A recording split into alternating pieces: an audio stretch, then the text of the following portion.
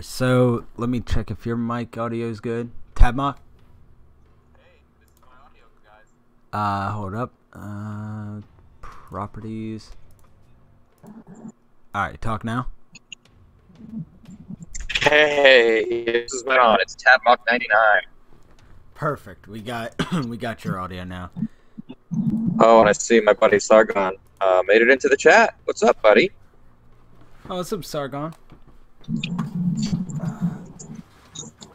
Not related to Sargon of Akkad. Let's see. What's up, Sargon?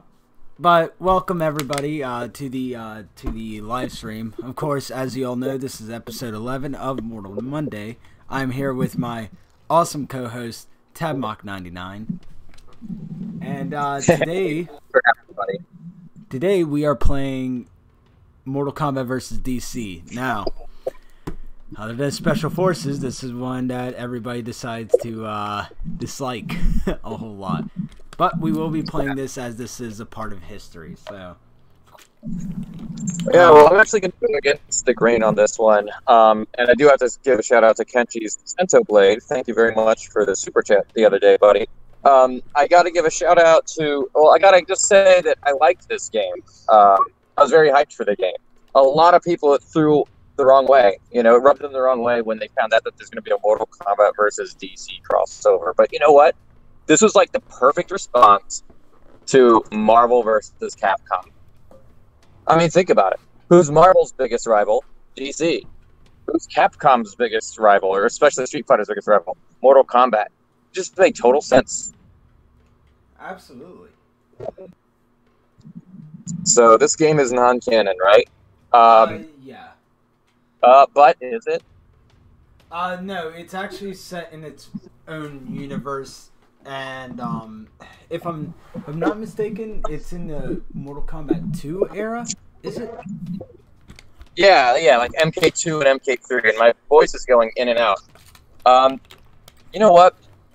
If you give me like 2 minutes, I think I can fix my audio. Yeah, absolutely. I'll explain. I'll actually give out some cool stuff about the whole Mortal Kombat 2 thing while you're out. So yeah. As you all know, the Mortal Kombat 11 is going to be based on Mortal Kombat 2 again. Now, since Mortal Kombat vs. DC universe is based on Mortal Kombat 2's era of, you know, the combatants. In one of the intros between Sub-Zero and Raiden, they say, do you dream of a caped wonder and who is it? And a dark night? And Raiden says, "How do you know my dreams as well?" Yeah. So fascinating. But even before then, there were other hints. You know what I'm talking about? And Injustice 2. Yeah.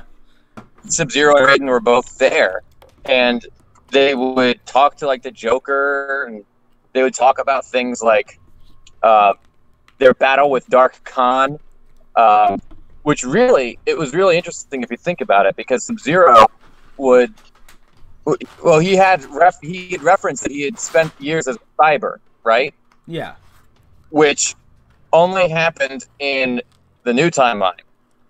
Yeah. But MK versus DC didn't follow that, because Sub-Zero didn't become a cyber in that one.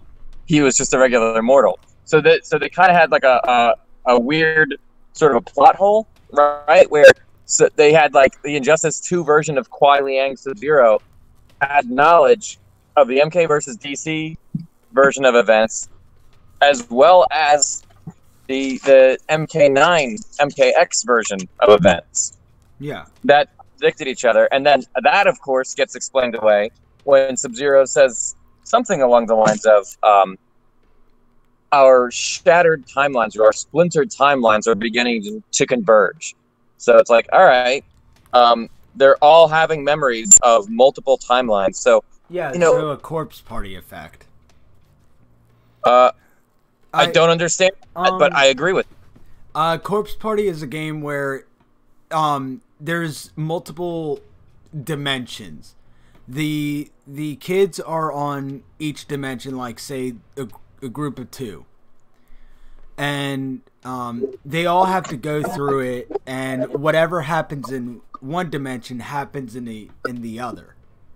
But after it, they all start remembering stuff from other dimensions. It's basically multiple timelines. Hey, you know what? Mandela effect. Something like that happened in a movie I saw called The Butterfly Effect. Yeah. So, yeah, interesting stuff where someone would like go back in time. I'm going to connect to Wi-Fi if I can. Hang on a sec. Got ya. Let's see if maybe I'm a little bit more with it now with as far as the audio. But my thing is with Mortal Kombat 2 is that maybe they're since they're doing the whole multiverse thing. All the canon, all the DC side, everything that happened to them is all their past is the same as what you know. But this story just never really happened. It's like an alternate, so they treat it like it never happened. Yeah. But some of the games are starting to give hints that maybe they can. So it's like there's always a way. Yeah. There's always a way. And I think I can hear an echo. Hold up, let me check. Oh well, no, never mind. But what about the chat? Chat here now. You guys let me. Let me. M versus DC. Old timeline maybe. Then it took place after MK3 and before MK4, but the reason why they don't mention MK versus DC, they forgot about it. Oh yeah, like that actually makes a lot of sense. Like, I read a comic with Marvel versus DC characters where they actually did kind of explain that their memories of crossing over to the other universes will fade, kind of like a dream about after it happens, like merging, getting into crossing over into an alternate dimension and then coming back from that. You don't retain for very long. Oh, hey, MK, this is episode 11. Yep. MK 11 dropped today, and people are talking about the new trailer where how Jax has his old flesh arms back. I mean, yeah, you kind of have to. These are different timelines. You want to have a version of Jax where before he got his metal arms, you know? Alrighty, I'm on the main screen, so let me do a quick run of arcade mode, and then we'll play some story mode. But yeah, we of course, this was a busy week for Mortal Kombat fans. Not only did we get the Noob Saibot trailer, we've gotten Shang Tsung as the first DLC character, which I do want to talk about Shang Tsung as the leak, the Steam, or no, not the Steam leak. The leak of the roster said that Shang Tsung was an unlockable character. Well, if you're going to be an unlockable character, you kind of need to be on base roster. So, in my opinion, I think that leak is fake. That part of the leak about the secret characters. You know what? It's hard to say what's fake and what's changed since then. Like maybe that started out as the way they wanted to do it, and they changed their minds. Or there could be something where yes, it's an unlockable character, but if you're not able to handle the steps that it takes to unlock it, then you can use them as DLC. There's all kinds of things. Like we'll have to get some of those details as time, you know. Yeah, I just room where it happened. Like we were doing that stream. And the official stream was having problems, but our stream that we were just doing from the cell phones worked. So I love technology. I love being able to kind of make sure that the fans got to see what was up. And they got to enjoy everything. The Noob Saibot trailer, the Kotal Khan versus Shao Kahn story trailer, all that good stuff. We caught it. It was amazing.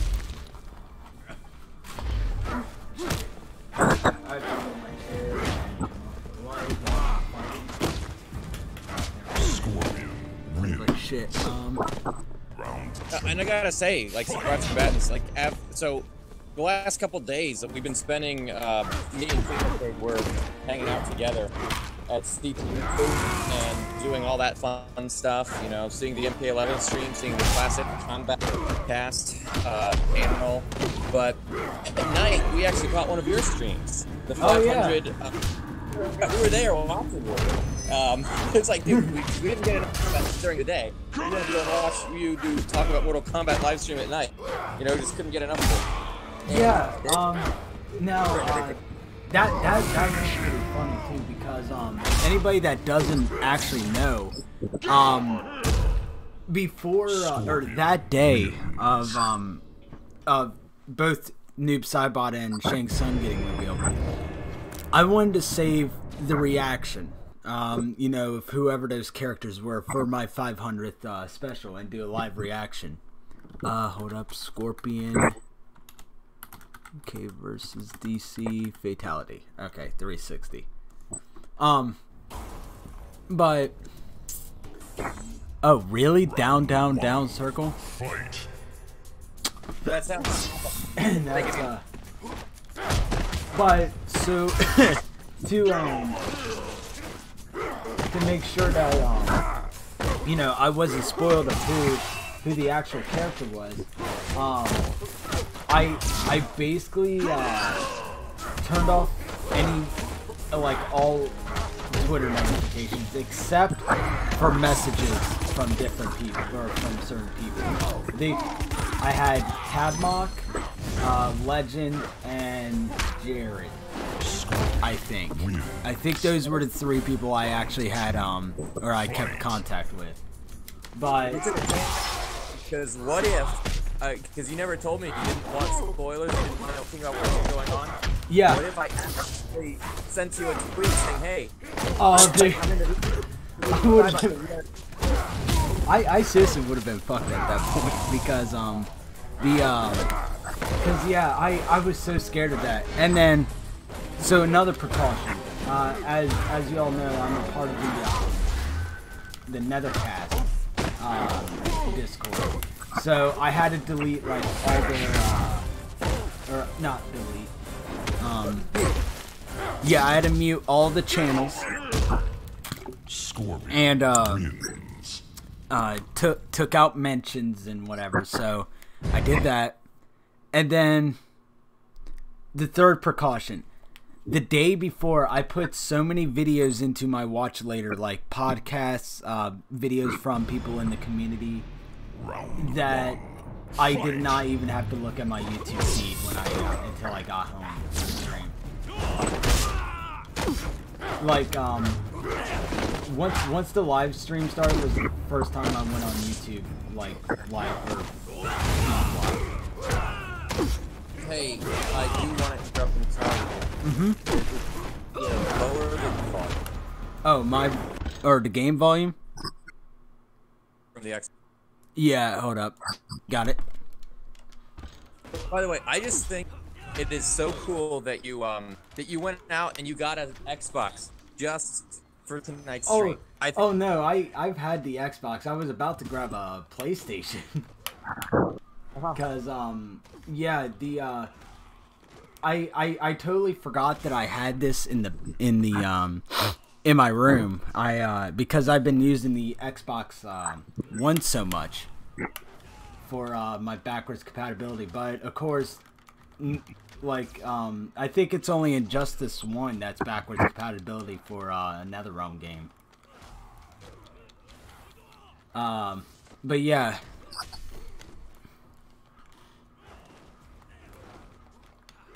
Alright, cool, man. Cool. I just think it's so cool, everything that you do to set. Now, when you did the 500, the stream we were watching the other, you were actually, but for most of these, I see that you never really go on. What's up with that? Oh, on camera? Usually, with cameras, I like using a camera. It's just that when, usually on streams like this where I'm basically just pure discussion, I don't use them. But if I'm just having... Okay, hold up. There we go.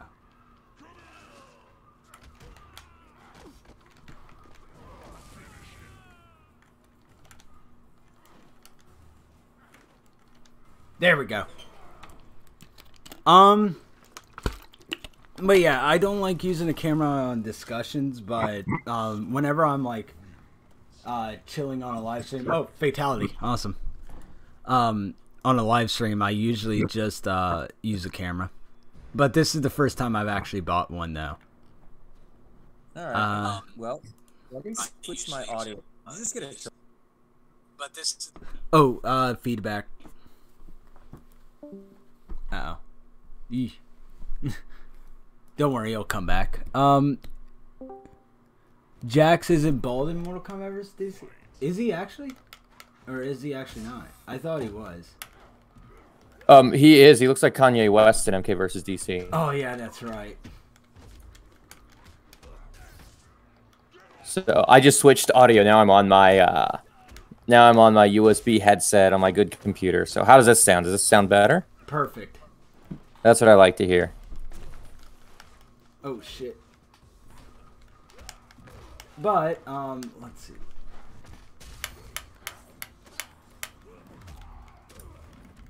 Ooh, boom, baby. Jax isn't bald in. Oh, he meant MK9. Yeah, no, he has the like very, very, very like buzz cut look. Yes. Yeah, he kind of looks different every game, doesn't he? Yeah, he I mean, first he's wearing purple and black pants, you know, the strawberries. Yeah. Like old Dashy fans would know what I'm talking about with that. Swimming in the strawberries. I want to give a shout out to Interloco, who just joined. Thank you for letting me know that the sound does better. Sargon, the thing is, when Ed tweets stuff like that, you kind of have to take it as a joke. If Ed says, oh, yeah, the main guy's noob and his shadow was Cybot, it's like, yeah, okay, yeah, very funny. He's kind of a prankster, you know? Ed's kind of a prankster. Nah, maybe. Thank you, Scaredy Dog. I've been asking that for years. Years I've been asking for a Mortal Kombat vs. Killer Instinct. Yeah. And I even love the idea so much I made it as my fight stick cover. I've photoshopped a Jango and Scorpion. Oh wait, other mic? Yeah, I don't know which other mic is mine or yours. I don't know. It's probably mine, but I don't know if I don't know. I'm hitting red, so or it might be because I'm far away from the mic. Yeah, this might be good. Oh well, you sound super loud to me, but maybe you don't to the stream. Noob is Bihan. Oh wait, no, I sound loud to you because I'm using the headset mic. I gotcha. Yeah, I'm using the Snowball, which amazing mic, by the way. If you it's great for editing. I gotta say that. Well, you know, programmer of video games is saying Noob is Bihan and Cybot is Kuai Liang, but no, that's not quite right because Kuai Liang isn't a wraith. So, hey, you know what? One of the coolest things was about Mortal Kombat vs. DC Universe. Mm-hmm. I don't know if you were around in those days for the hype before this game started, but Midway had this thing called the MCast, and they would release different podcast episodes. Like every week there'd be a new one before the, well, maybe not every week, but there were like 8 to 10 episodes altogether. John Tobias was on an episode. Ed Boon was on an episode. You know, it was mostly like Hector and Hans Lowe. Do you remember hearing any of those? I remember parts of it back then, but I mean, I was like, let's see, I think I was about 7 or 8 years old, and I literally just got, like, using the internet. Like, I've played Doom and shit, but I just got used to the internet, so, I've heard For you to be 7 or 8 years old, it would be hard to imagine that you would have found any of that stuff. It was like, do you remember the Midway forums?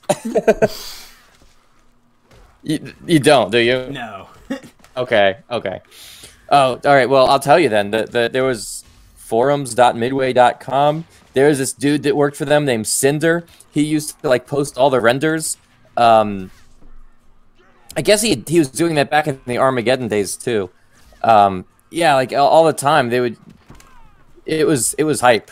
It was hype. The Midway forums, they did so much cool stuff over there. That's where all the that's where they would release like, oh hey, here's the Scorpion render from MK versus DC, and then at some point like here's a Batman one, and we'd see like Dark Khan. You know, we figured out it was a mishmash of Darkseid and Shao Kahn.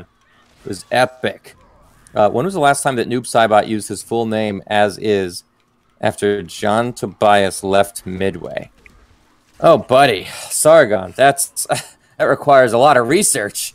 I'd have to look at everything very carefully. Like when Noob Saibot wins MK9, does it say Noob Saibot wins, or does it just say Noob wins? I think it says Noob wins. I'd have to listen to the audio, and I'd have to look at the wins text, and I'd also have to look at his bio. Like, I'm sure his full name is in there somewhere. So, all right, if you look at his bio in MK9, it says noob at the top. But the first two words, you know, the first sentence, Noob Saibot's origins are unknown. So, I don't know. I mean, I guess that wouldn't count. That would just count as noob, not Noob Saibot, right?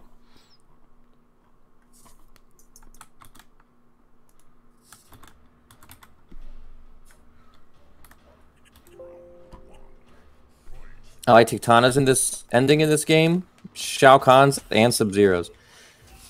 Okay, so Kitana's ending, she takes over Wonder Woman's island. Shao Kahn's ending, he gets sent to the Phantom Zone. Sub-Zero's ending, he becomes the new Protector after being inspired by Batman. Like, I know everything he's talking about right there. Yes, they were brilliant. Were you a big fan of DC Comics before?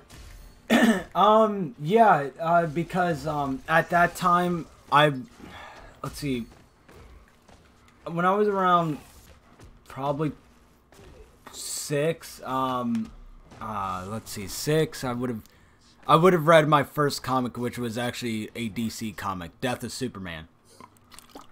Wait, Death of Superman was your first. Okay. See, my parents, when I was a kid, they used to have a bunch of comics laying around.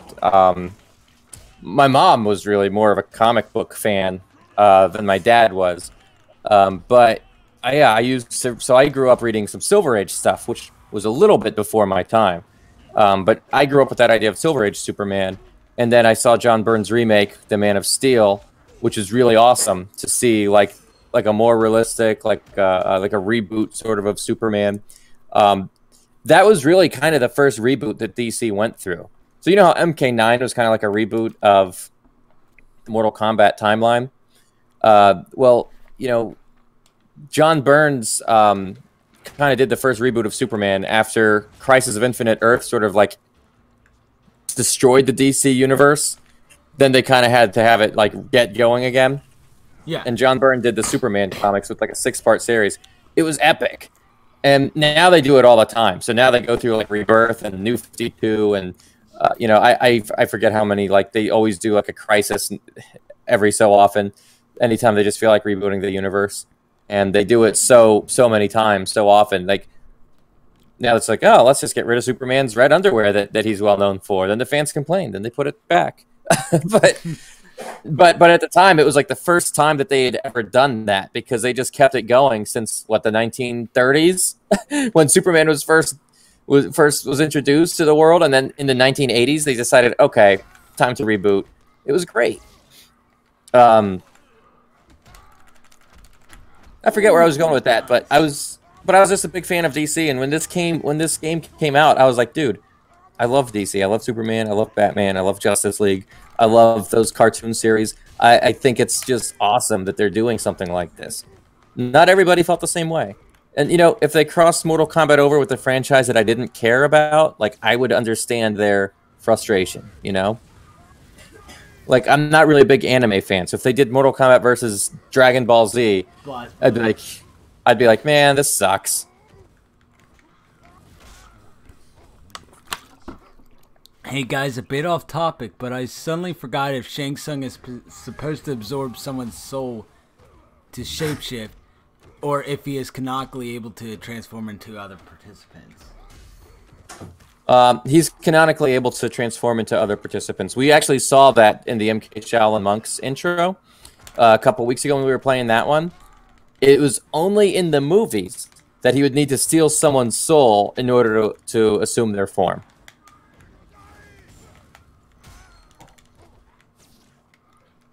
So programmer video games, there's a couple chats about Draman, and they like him, and he is cool. I do like him too, but I want to focus on this one. Programmer video games says, I like this new detailed version of the Wuxi Academy. Dude, you read my mind.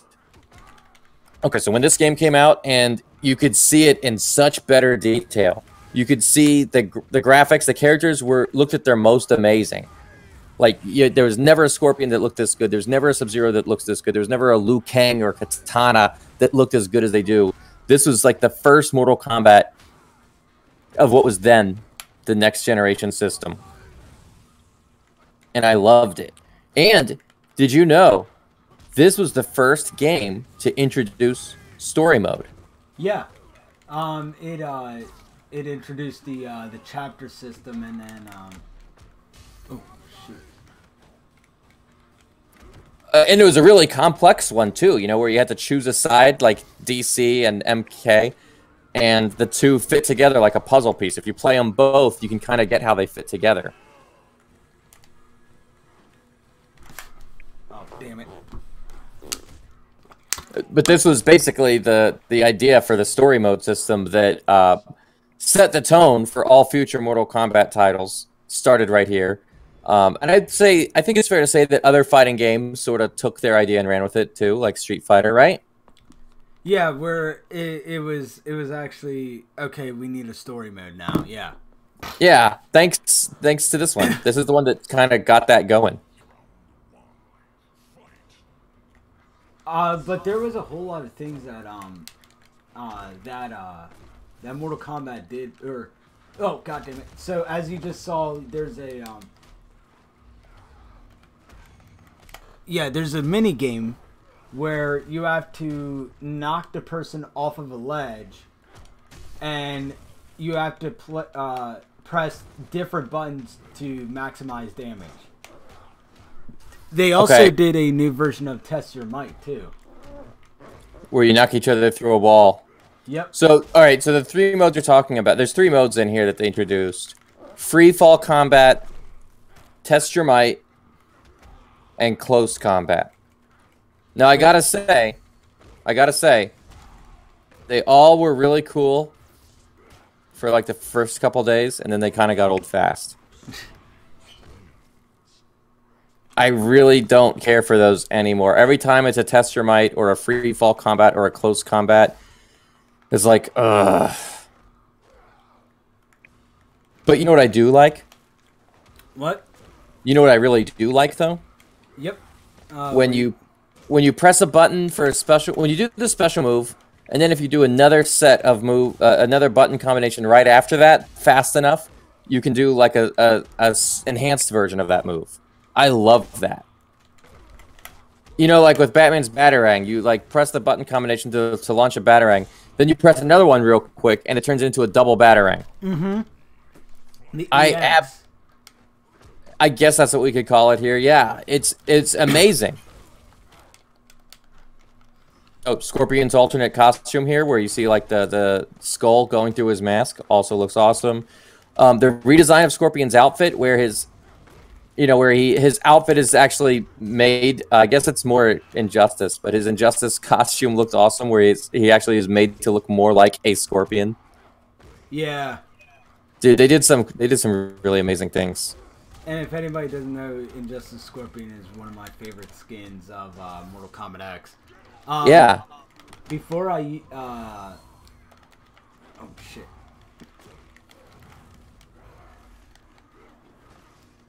Oh, you might kick my ass. Oh yeah, chip damage. I forgot that was in this game. But before I even got the gold Scorpion skin for PlayStation 4, which that was a bitch to find, that was like $80. So, oh yeah, I need you to help me get that for Steam still. Oh, dude, I don't even. There's a way how to get it on Steam, but I don't think it's it's particularly Yeah, I'll put you in charge of doing that for me. Thanks, buddy. Yeah, I think they ban you for shit like that. What? For just trying to get a skin? Well, because I don't even think he's. Uh-oh. Xbox. Come on now. You know, this always happens whenever, instead of like the MK versus DC disc, instead of putting that into the Xbox, I put in a peanut butter jelly sandwich. That always happens. The game jams up. Yeah. Let me restart it real quick. Darn it. I hate it when that happens. We should be good. Okay. Now everybody can look at the classic Xbox 360 logo. Or as it looks like on my end, no signal. Mm-hmm. Wait, what? Oh. Okay. No, let's say. Just for a second. Just for a second.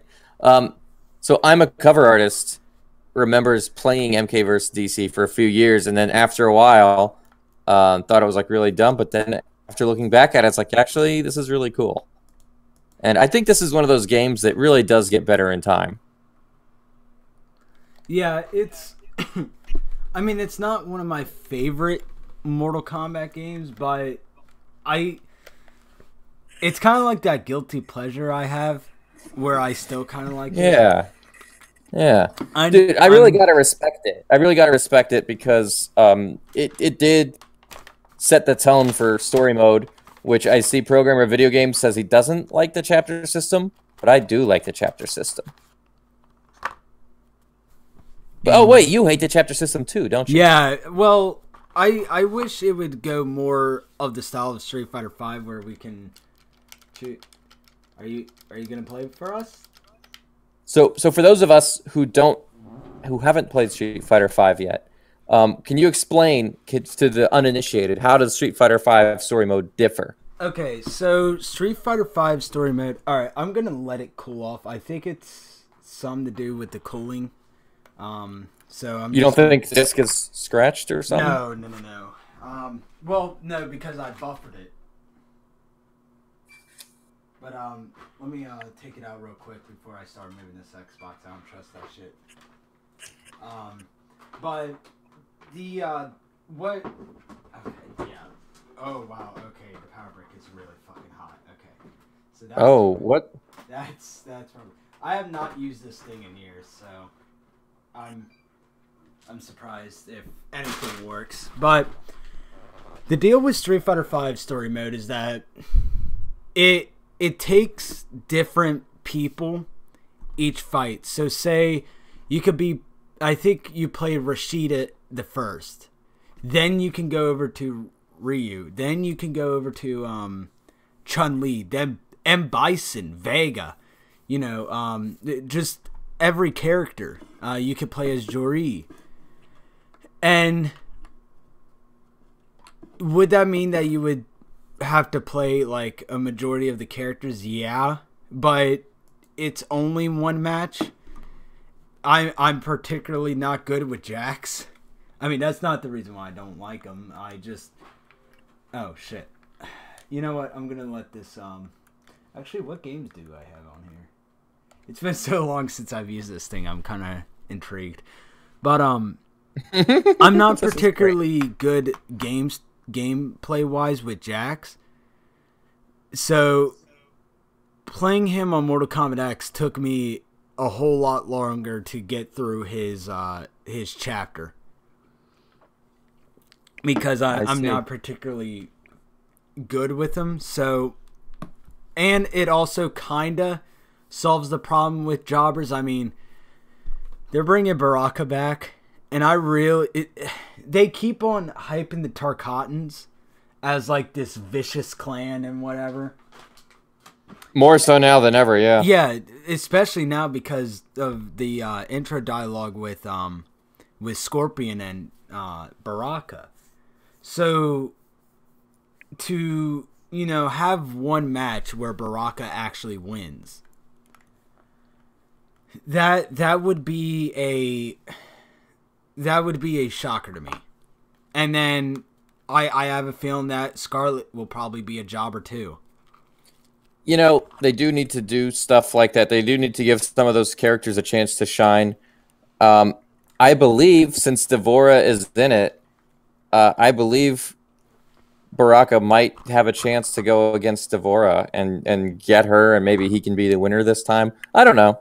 I would hope that he would have a chance to avert what happened to him from the previous timeline, you know? Yeah. So I mean, it's not that I hate it because I hate it. It's more the fact that I just don't. It's hard to look at characters that you like, only for them to just get the shit kicked out of them. Like, Reptile and Ermac used to be one of my favorite characters. Until, well, Reptile should already be dead by now. I mean, Never. He's been jobbered so badly. It's really, really bad. But, you know, for to have a more dynamic system of, all right, let's play different characters each time. And it's not like the Injustice 2 thing. That's not what I'm talking about. I'm talking about an actual, each time you fight, you play as a different character. Okay. Let's see. How many base roster characters are we at? 28. I think if I have to bring up my my video on this, because I think I did this about 11 months ago. I was talking about this earlier. Let's see. 11 months ago, story mode. Yes. Okay. So I actually looked up how many fights were in each were in each game. Mortal Kombat 9 has 67 fights. In Injustice 1, there was 49. Mortal Kombat X had 46. And Injustice 2 had 56. Now, if you did base roster, and I think it's 28 right now, every character could have at least 2 fights where they can truly shine. And I feel like that would be fair. Because, I mean, I don't want to see my favorite characters get beat up over and over. I don't think anybody wants to see that. So, you know, somehow I'm like okay with that. Like, I love Shao Kahn. I think he's great. I'm so excited that he's going to be like the pre-order character. I've already pre-ordered the game basically because I want to use him. But I also kind of know, like, he's not going to win. Like, I know he's going to lose in the end. And, you know, I'm okay with that. I get it, because for story purposes, that needs to happen. But that doesn't take away from how awesome he is, you know? Yeah. If he was to win, like, say we could have fought in Mortal Kombat 9. After Kung Lao won against the Deadly Alliance. Before that, Kung Lao, or Shao Kahn actually fought Kung Lao. And you were Shao Kahn. That would make him feel powerful, because you would know how he would play, you know? Yeah. So, I mean, to give that to the player, I feel like it'd be awesome. Let's see. Is the game working now? Oh yeah. Here we go. So far, so good. But who knows if that'll last? But Skullface is with me. Shao Kahn's his favorite. Yeah. Oh, he's one of my favorite villains of all time. I mean, the dude is like almost pure evil. So he's above, or he's below 2003 Shredder. And yet, I know that ultimately he's going to lose. Or like, if there is a scene where with Onaga or Shao Kahn where one of them gets the upper hand over the other, and it's not my favorite character, like, okay, your favorite character can't always win. You know, you just got to accept it. Like, every character loses a fight at some point in his life. I think it is I think it's back. I think we just need a refresh. Okay. Okay, yeah, so you basically have to refresh page. I think it's okay, so yeah. Sorry if anybody heard my voice overlapping because I had to check if what I said was being broadcasted live. Okay. Dude, speaking of things like that kind of make you mad, what do you think about the rage meter in this game? I think it was their style of an EX bar. Now, if y'all do know, I'm showing my age here, but I think that's their version of doing an aggressor meter. Oh yeah, yeah, because you could not get hit using it. Oh, speaking of these two characters, they were revealed today. Katana didn't get gameplay, but she definitely was shown. And for anybody that wants crop out of her, I will be doing a crop out of Katana tonight after after the live stream. Thank you. Can you do one right now for me? Just pause the live stream and do it. I probably couldn't. I probably could. I mean, No. Come on. It's really fun to crop stuff out, and I've never even done a live stream on it before. I might actually do one right after. Yeah, you should. You should. You know, honestly, like that's the kind of thing that people like to watch, those creative streams. That would be a fun thing, you know? Oh, question for you, Tabmok. I see him. I see two in a row. All right, why don't you read the first one? I'll read the second one. In Mortal Kombat 9's intro, when Shao Kahn was about to kill Raiden with Blaze's power, that was the one. That was the one being speaking to Raiden, correct? Oh well, I guess I don't want to speak on behalf of the developers on exactly what's going on in their mind, but my headcanon here, like my interpretation, is that the one being does not directly speak through mortals or even through other characters. He manipulates them, but their words, they all have their own voice. You know, when Shao Kahn says that the elder gods are toothless worms, that's his style. So, yeah, he did whatever, but there we go. Oh yeah. By the way, if anybody didn't see yet, let me post this picture up real quick. I made a render yesterday. It's a poorly photoshopped version of this, but let me see if I can grab it out real quick. Noob. So last night I had a wonderful idea. I was looking because I was checking back on my 500 subscriber live stream. I was looking up some backlogs of Mortal Kombat videos that I did, and I did a render of redesigning Noob Saibot with having with me. I always liked Noob Saibot with his purple shaders are. Well, you know, not me. I've always been a big believer in once you go black, you never go back. Well, it's like AC/DC. You always go back in black.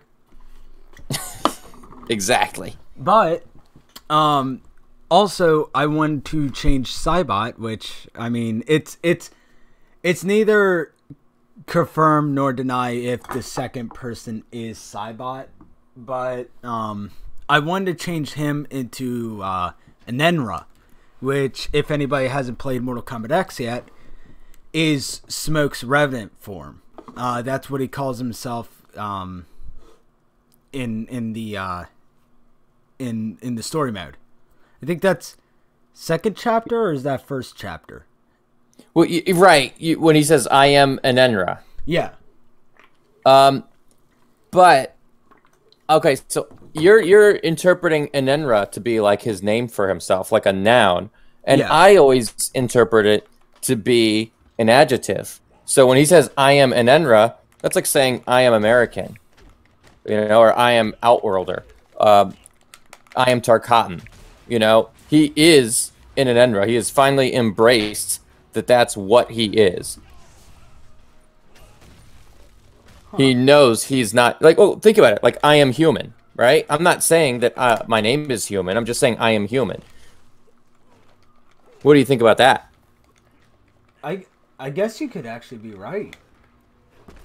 It's ambiguous. It's open to interpretation. I don't like to say I'm right or wrong. I just say, hey, that's one possible meaning here. I like to speak in the possibilities. Like, say, okay, I'm leaning towards that, even though I acknowledge it could be the other way, and we can always find out as we go along. Programmer of video games is saying like they should bring Noob Smoke back. Yeah, and that's what I made the picture for. Now, if anybody hasn't seen the theory video yet, I said that there was a possibility that Noob Smoke could come back, for the mere fact that now, Smoke is not a cyborg, but I made the under the original timeline with Scorpion and whatever surviving the Soulnado, there'd be a battle damaged Noob Cybot in the Netherrealm. And then with the Netherrealm and Quan Chi being dead and the Revenants having free will now, they Smoke and Noob can actually work together. And with wouldn't it be neat though if they only took up one slot on the select screen? Yeah. Yeah. You could probably change them out like Ninja Turtles. Like, you can have a more Smoke variation, you could have a more Noob variation, or you can have a mix of the two. Because now they're doing customized moves now. They could give you the chance for that. But yeah, so while this cutscene is going, let me explain what I did here. I have the entire process of how I made this on Imgur. Let me see if I can find it real quick. Yeah, right over here. So this breaks down the entire process of what I did. So basically, like, instead of the Mortal Kombat 11 mask, I put it on the Mortal Kombat 9 mask, which that mask is absolutely amazing. I changed all the outlines, so basically his hood, the belt, everything into a purple shade. I took pictures of Smoke using the oh crap, I'm fighting actually. So let me so dude, you crack me up. You crack me up with this stuff. But nobody can see it. Oh! Shit. Yep, I knew that was coming. Dude, thank you for linking to that image URL album, because that is absolutely incredible looking. Yeah, so what I did was I downloaded Mortal Kombat 9 for the PC, which I already had the game, so all it took was about an hour and a half to download, I think. So during that time, I was working on the noob outline, so making everything purple. And working on Smoke, it's not just a copy and paste. I had to transform some stuff, which means resizing his arm, mostly his arm, because I had to use the pen tool and take from his elbow to his hand and resize it, and then did the elbow to the shoulder and resized it. So it's not like a carbon copy of like oh shit. I can't really see my fucking screen right now.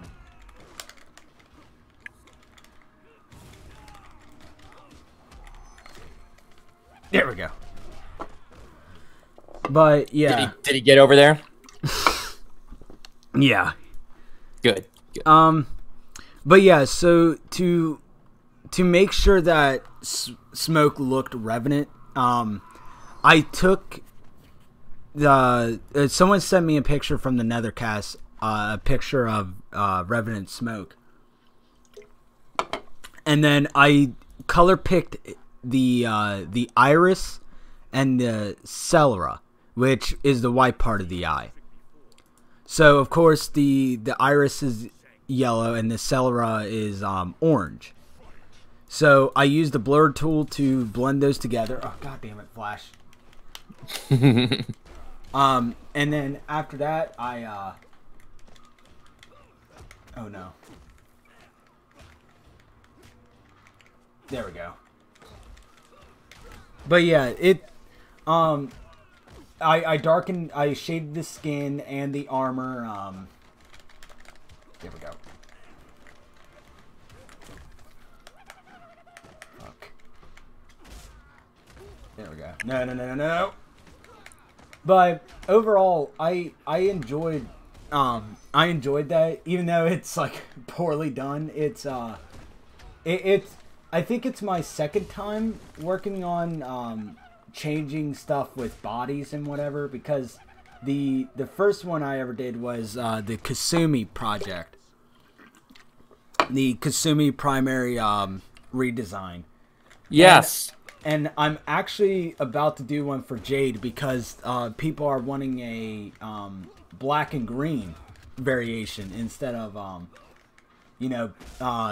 green and brown. Then and people don't want a Revenant; they want like a fully alive, like a restored back to life version of Jade too. You know? Yeah, and the Jade, the Revenant Jade has like black and green. But the human Jade, I don't think has one that we know of yet. So, oh shit.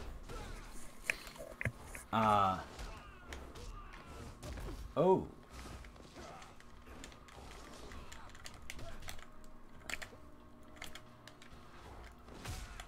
And then, oh shit.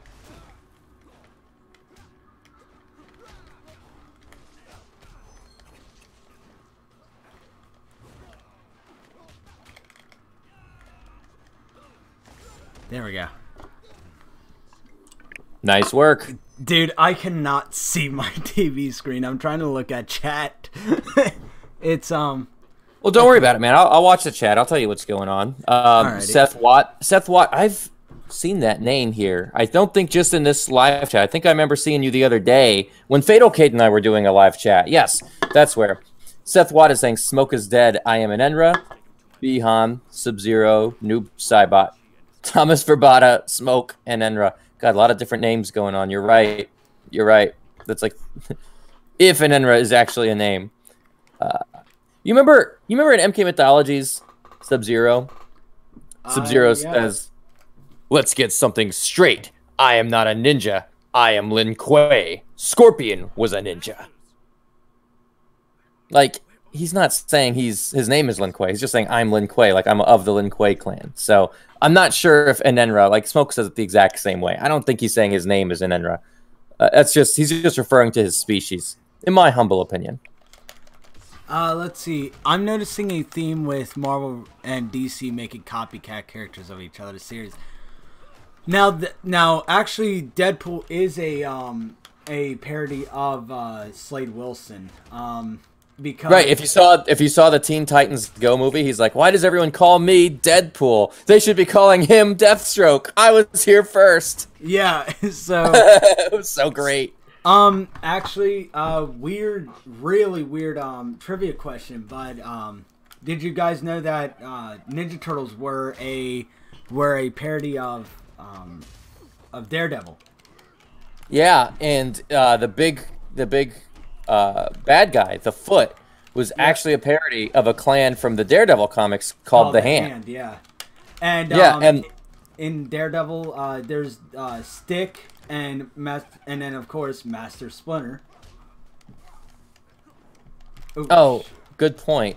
You know what? My favorite part was when that kid. Well, you know, when Daredevil was there was like that accident, right? Yeah. With the spilled radioactive substance that rendered Matt Murdock blind, and it's supposedly that exact same accident that those chemicals ended up going into the sewers, where that same kid, Matt Murdock, dropped his 4 pet turtles. Oh, thank you, Gabbo. I accidentally forgot to change that from the 500 live stream. Oops. It's my Vaporwave subscriber count. What did Seth say? You just got an achievement. I'll read it. Seth says the Inenra are creatures of smoke and vapor who possess a shapeless form in the MK universe. They are at times created from the souls of slain mortals and can return to their physical forms. Yeah, good point. Thank you for that summary of the Inenra. That's basically explaining, what smoke is. Trying to hold the tripod on my leg. It ain't working out too good. But yeah,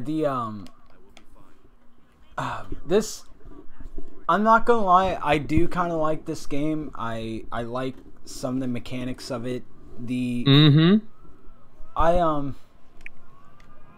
jeez, oh please.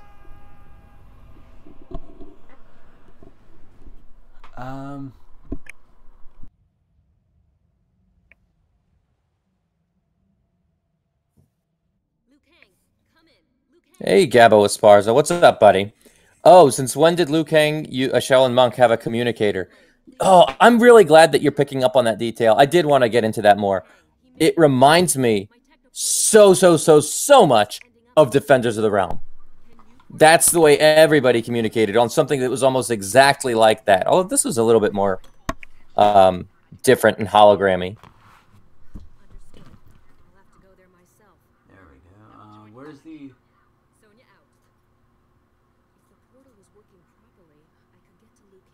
Well, survived combatants. You know what I'm talking about, right? With the Defenders of the Realm thing?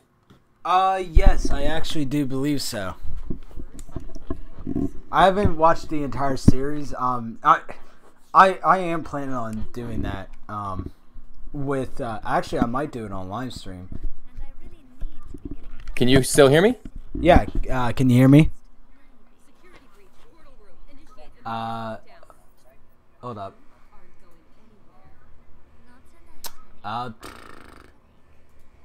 Well, let me do this then. Voice. Okay, can you hear me? Hold up. Stop. There you go. Your Discord muted, I think, for a second. Okay. So, can you hear me now? Yeah. Okay, perfect. But on live stream, I'm thinking about for a Mortal Monday, and this will be, of course, after Mortal Kombat 11. We actually watch Defenders of the Realm. We might have to reverse the video and whatever, and maybe distort it a bit. But yeah, I'm thinking about broadcasting us watching and giving live commentary on Defenders of the Realm. Oh wait, can you hear me? Oh yeah, I hear everything. Okay. Yeah, I have no issues doing that at all. Oh shit. Damn it, Catwoman. Oh yeah, that's right. She has the down kick.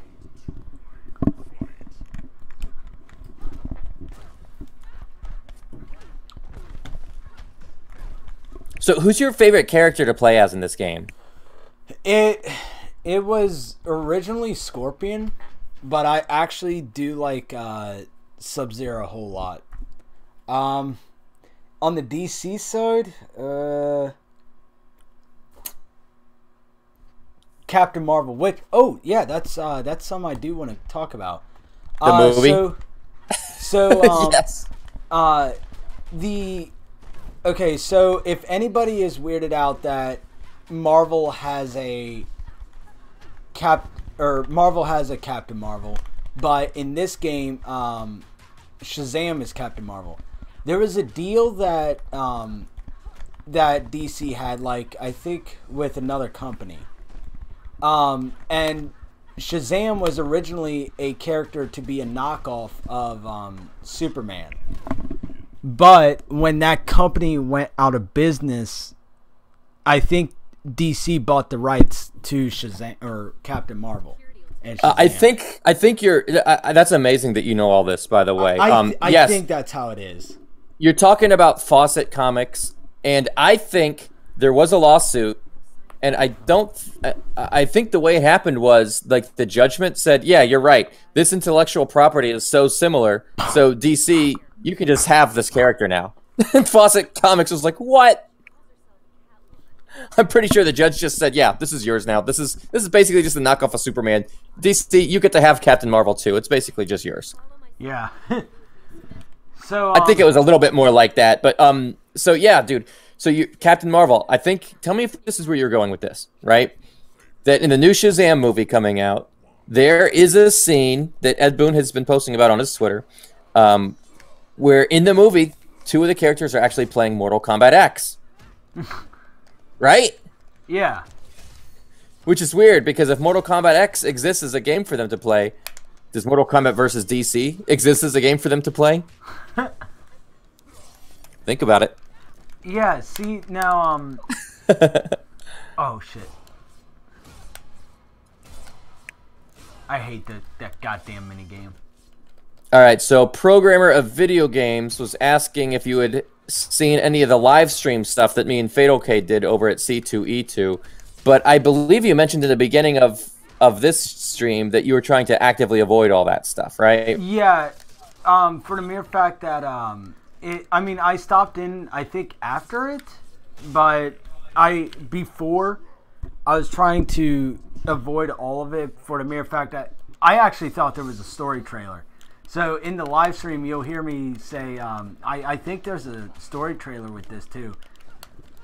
I forgot that Legend actually gave me links to the videos. So he's like, no, there was no story trailer, just a crypt trailer. Because he didn't want to spoil me on the, on who got revealed as DLC. Oh shit. Boom, bitch. Okay, so yeah, I did not know jack shit about the about any of the characters or trailers. You know, sometimes that's okay to keep yourself in the dark. That's all right. Yeah. A lot of other chats in here, mostly about the idea of Marvel and DC crossover comics, which I gotta tell you guys that I love Marvel and DC crossovers. I just pointed this out to Fatal K the other day at C2E2, where my favorite one was the Superman and Spider-Man crossover. I have a T-shirt of Superman and Spider-Man. If you watch my videos, you'll probably find it. It's out there. You'll see a video of me where that's the T-shirt I'm wearing. I have, I think, every Marvel DC crossover, starting from Superman and Spider-Man #1, where they fought Doc Ock and Lex Luthor, and in Spider-Man and Superman, the second one, when they met each other again, they fought Doctor Doom and the Parasite. I had Batman and the Hulk. I had the X-Men versus Teen Titans. And then, after that, they did some other crazy stuff, like there's a Fantastic Four. No, wait a minute. I'm thinking of Fantastic Four and Superman crossover. There was one called Darkseid and Galactus, The Hunger. I could be thinking of Superman and Silver Surfer, actually. I'm not remembering off the top of my head. There was this whole big thing called Marvel vs. DC, where they just had people vote on who was the winner. They just set up a bunch of fights, and the readers would, like, say which one they wanted to win. So, like, when Superman was going to go against the Hulk, the readers could choose who was actually going to win that one. And then there's the one that Seth Watt is talking about, where characters were bound together. That was Amalgam Comics. So that was like a joint venture where Marvel and DC both owned the new mishmash characters. So like Wolverine and Batman were fused together, like they were called Dark Claw. So that was the Amalgam universe. And then there was a couple more. There was only like a few more after that. There was Access, which was a character who had the ability to travel in between the universes. He could bounce back and forth between Marvel and DC at will, and he was the only one. And then the sequel to that was like Ultimate Access or All Access. I forget what it was exactly now. And then the last one they've ever done was Avengers versus JLA. And in one of them, they're like, I think it was the Marvel versus DC one. Like there were two brothers, and the Marvel universe was represented by a giant red being, and the DC universe was represented by a giant blue being. I think those are the colors. I think I have those right. Kind of reminded me of the way the MK universe has the one being. Yeah, the red, and that's exactly what I was thinking. Okay, so you know exactly what I'm talking about. Like I had the big volume, so I had every single Marvel versus DC crossover. Like I love this stuff too, you know. Yeah, good stuff. So I was super excited about MK versus DC, and except for a couple of the game mechanics that I just don't think hold up very well, like we said before, I really do think this is a well done game.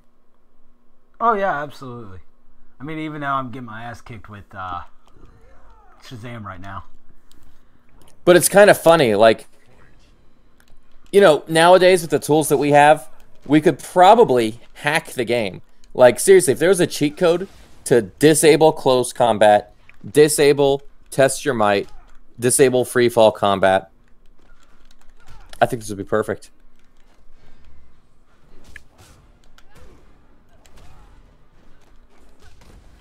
I really do. Oh, well, I also got another achievement. What's that?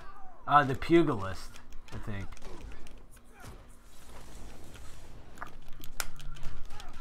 Oh. But, let's see. So we got, confirmation of Noob, of course.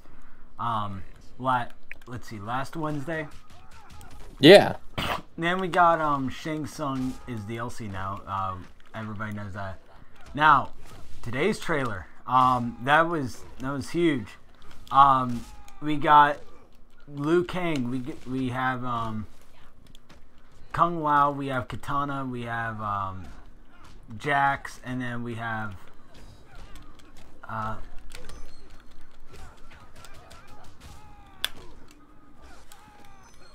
there we go.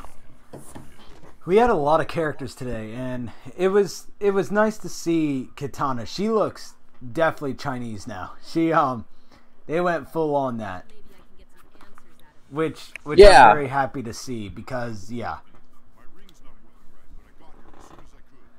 for sure, man, for sure. It's funny because in the old games she was played by a Latina, who we just saw, you know, again a couple days ago over at C2E2.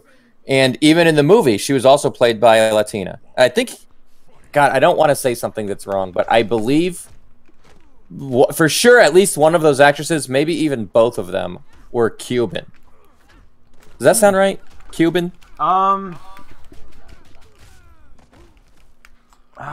don't know, because, like, each Hispanic has their distinct, you know,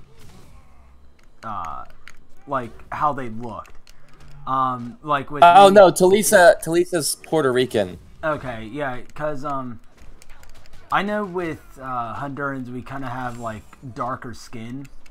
I mean, I don't have as dark a skin as my dad because of my mom's side, but we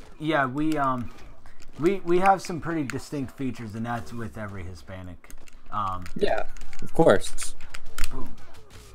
Right, Catalan, who played her in the games, is Cuban. Talisa, who played her in the movies, is Puerto Rican, and now in the new game, she looks more. She's definitely Asian. So I'd say Chinese. Because I don't know. Looking at the way that her eye is, and if anybody doesn't know, there are different eye types that you can look at to. I mean, it doesn't always 100% work, but each Asian has like a distinct eye type. With me, I have a feeling that she looks more Chinese than any other. Yeah, you might be right, and I'm pretty sure that in the new game too, they're definitely using like face scanning technology. Yeah, they are. So you could tell, like, you know who they have playing the new Shang Tsung, right? Yeah, the actor from the movie. Yep. Yep. Which I didn't recognize it at first because I always imagined, or I always saw the actor as having like a very thin face, but in this one he kind of has just like a big, puffy face. Well, as you get older, your body starts storing fat. Fat in the face is the hardest one to lose. Yeah, I didn't know if I don't know. Does he have puffier cheeks in now? Because like the last time I've seen him was like Legacy, I think it was. Yeah, I don't know. Maybe that's just something they're doing graphically. Hard to say. Let me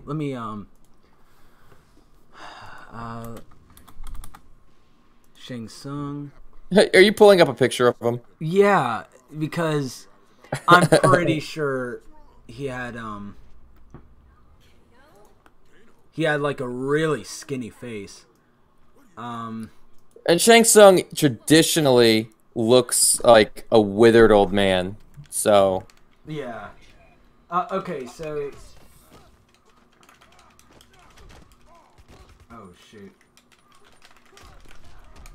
There we go. Oh, by the way, this is the first Mortal Kombat game to use the Unreal Engine. Actually, I totally forgot about that. yeah, good point. And I think Mortal Kombat 11 is still using Mortal Kombat 11 is still using Unreal 3. Exactly right. Exactly right. I saw John Greenberg confirm that on his Twitter, but then they also confirmed it again for people in the live stream about that Unreal 3 stuff. So it's true. It's true. Gabo Aspars, Seth Watts.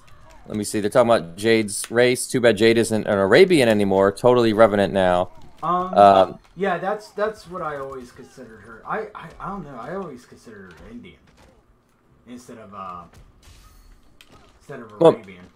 Look, when you're an old school fan like me and you've seen the changes that it keeps changing, it's a little bit different every time. You kind of give up on having a consistent look for her. You kind of just think, okay, it's going to be different next time, right? you get used to it. Okay, see that's why, because he looked like this. Yeah, see he has like a skinnier cheek. That's why I didn't recognize him at first. Yeah, you're right. That was how he looked in MK Legacy. Now none of the chat can see that picture, but it was a really good picture though. Yes. Oh, no. Oh, hey, this is the first game where Richard Epcar is voicing Raiden. Yeah. And he's been a mainstay ever since. Isn't he great? Absolutely. I love Richard Epcar as Raiden. He's he really does enjoy playing I think he playing the voice of Raiden as much as playing or as Mark Hamill playing as the Joker. Like that's once you think of Raiden, you think of Richard Epcar now. He's been doing it for over 10 years.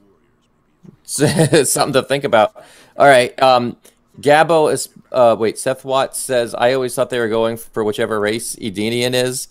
I do feel like Edenians have more than one race, just like they do on Earthrealm. Gabo Esparza says, my version of Katana looks like a mix of white, Hispanic, and Asian. At least that is what I intend. I do kind of like that multi-racial thing, that multi-ethnicity thing. Get the best of both worlds. Why not? Seth Watt says, right, I feel like Shang Tsung should look a little bit more sinister, but it's cool he's playing him. And I do think Kerry Tagawa has a perfect voice for him. And Zakazani Zeraza says the same thing. The previous voice was perfect for Shang Tsung, a decrepit old man. I like Kerry Tagawa's voice a lot too. What do you think about all this? Bringing him back just to do the voice of Shang Tsung, he obviously loves playing as Shang Tsung. I mean, he retweets everything, related to him to be Shang Tsung. Even before he was revealed, he was excited about it. And I think there was even a thing for someone retweeted or tweeted out, can we please get him to come to Combo Breaker just to say it has begun? And he says, what is this and where can I get? Where is it? Dude, that would be absolutely. Fans would go nuts. Oh yeah, yeah. And that's the thing. I am going to fucking Combo Breaker, so to see that or to see him do that, that would absolutely be amazing. Yeah, I'm really happy for you, by the way, that you get to go to Combo Breaker. I think that's just if you guys too bad that I went to C2E2, you're going to Combo Breaker, and we're gonna just miss each other. Yeah, I mean, like I'm gonna be going to places. Definitely this year I'm gonna be traveling because so like how I'm working out Combo Breaker. Since it's a new place I've never been to before. These are Pete's, Lex.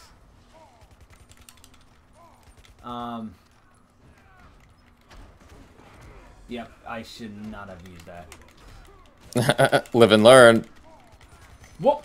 No way I just got that. That's impressive. I'm not gonna lie.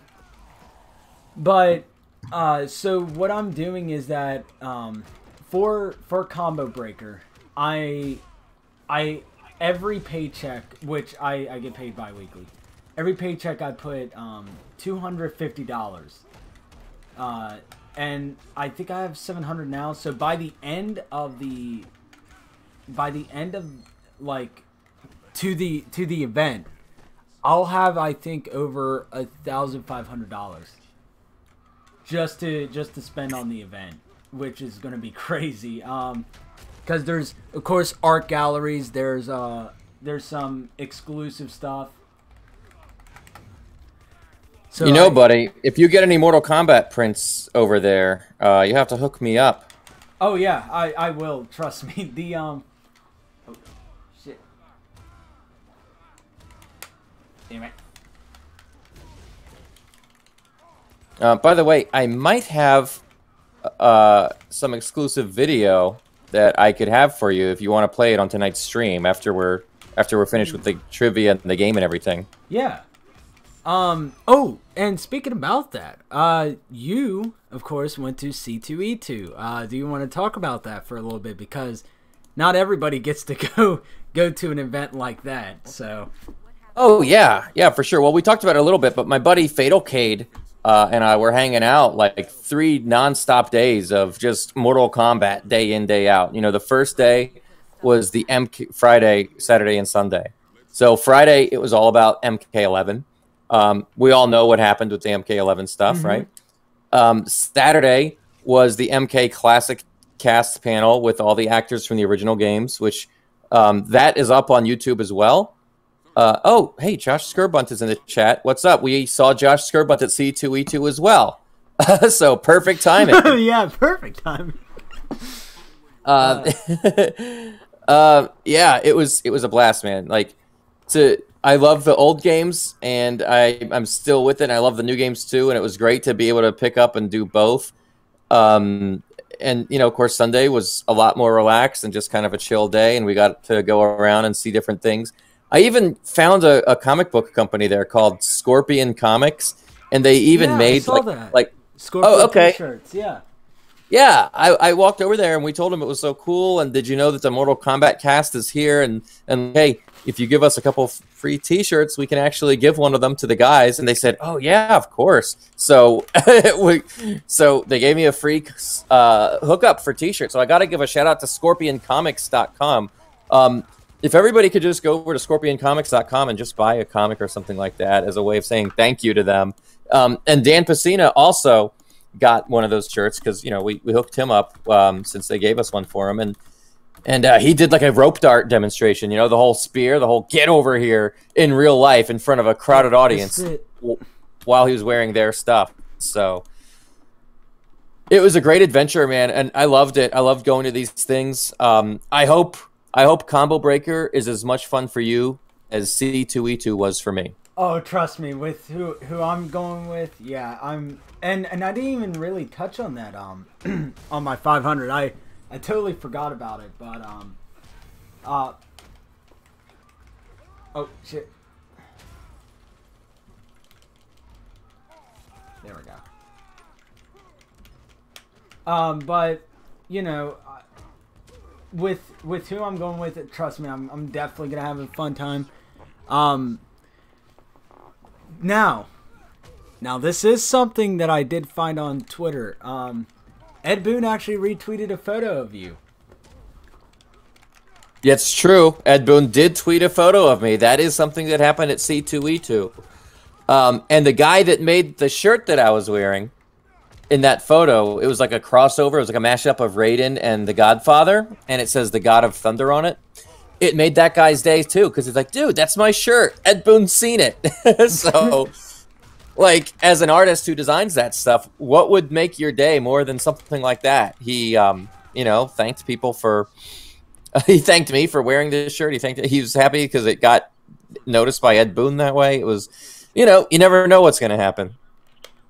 And I guess I want to mention, too, that Josh Skerbunt, who does work on IFX Studio, he does some amazing pieces of art for cosplay purposes. So he's making, like, this MK11 mask, which is, like, super accurate and detailed. We saw one of those. We saw one of those at C2E2. Not for us to keep, not for us to have, but at least we got to see it and hold it. And it was legit. So, yeah, stuff like that. That's why I love going to these shows. Like, so many creations, you know. There's MK artwork to buy. I got a artwork of Scorpion and Sub-Zero, like, breakfast cereal. You know, like, somebody made, like, artwork of just, like, imaginary breakfast cereals for all the combatants. Kanos. Yeah. It is basically just like that. I'm trying to remember what it was called. Frosted Toasties, I think. Oh, that's amazing. Yeah. I'm sure if I Googled it, I'd find it in like 2 seconds. But yeah, it was just one of those things where there's just so much going on. And like, you can just walk by Artist Alley and you'll never know which artist has which random artist there has made a couple of Mortal Kombat pieces that are for sale. Never know till you look. Oh damn! Frosted Toasties. Okay, so I'm not. Okay to sing. Yeah, so I'm not actually gonna find it on Google, but whatever. It was a thing. Oh shit. Fatal Kate, of course I remember the misspelling, buddy. That's all I ever think about is people's typos. They haunt me. Oh god. Oh no. There we go. Have you seen any of those Mortal Kombat custom figure videos? There's one on Blaze from MK Armageddon, and it looks amazing. Oh, I've seen a lot of custom figures. In fact, there's even a guy who makes custom figures that named himself Tabmok 99, and I'm like, I am not happy that you stole my username, dude. Nice figures, but people might think that's me. Man, small world. Why are people talking about Zero? Are we talking about Zero from Mortal Kombat Conquest? What is this? Wait a minute, hold up. What do we do? Help me understand. Let's see. Oh, I guess they're talking about... Huh. Punisher...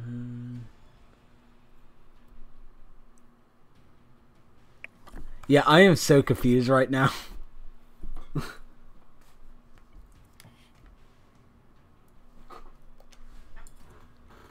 Oh, Nate has a question for you. Oh, okay. Yes, Nate Lore. Oh, love the last name. Did you see the default costume of the third variation of Jackie Briggs? It's strangely similar to the ones Chronica were. Nate. I don't remember which one was first, second, or third now. You know what? Why don't you post a link to a picture in the chat? We'll check it out. I want to make sure I'm looking at the right one. I saw someone who used a picture of my MKX Molina size as theirs on an Etsy listing. Oh yeah, a lot of people. That was pretty bad in the Resident Evil community too. One of my friends, AJ, makes custom covers.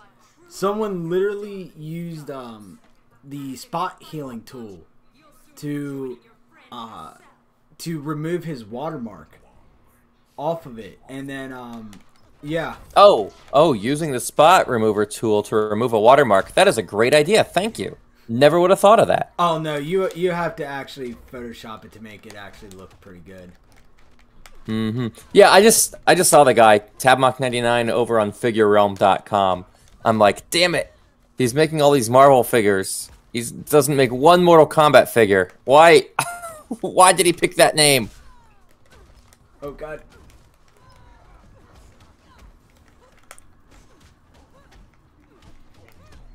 Quan Chi and Mika cosplayed as Zero and Taja to confuse Kung Lao. No.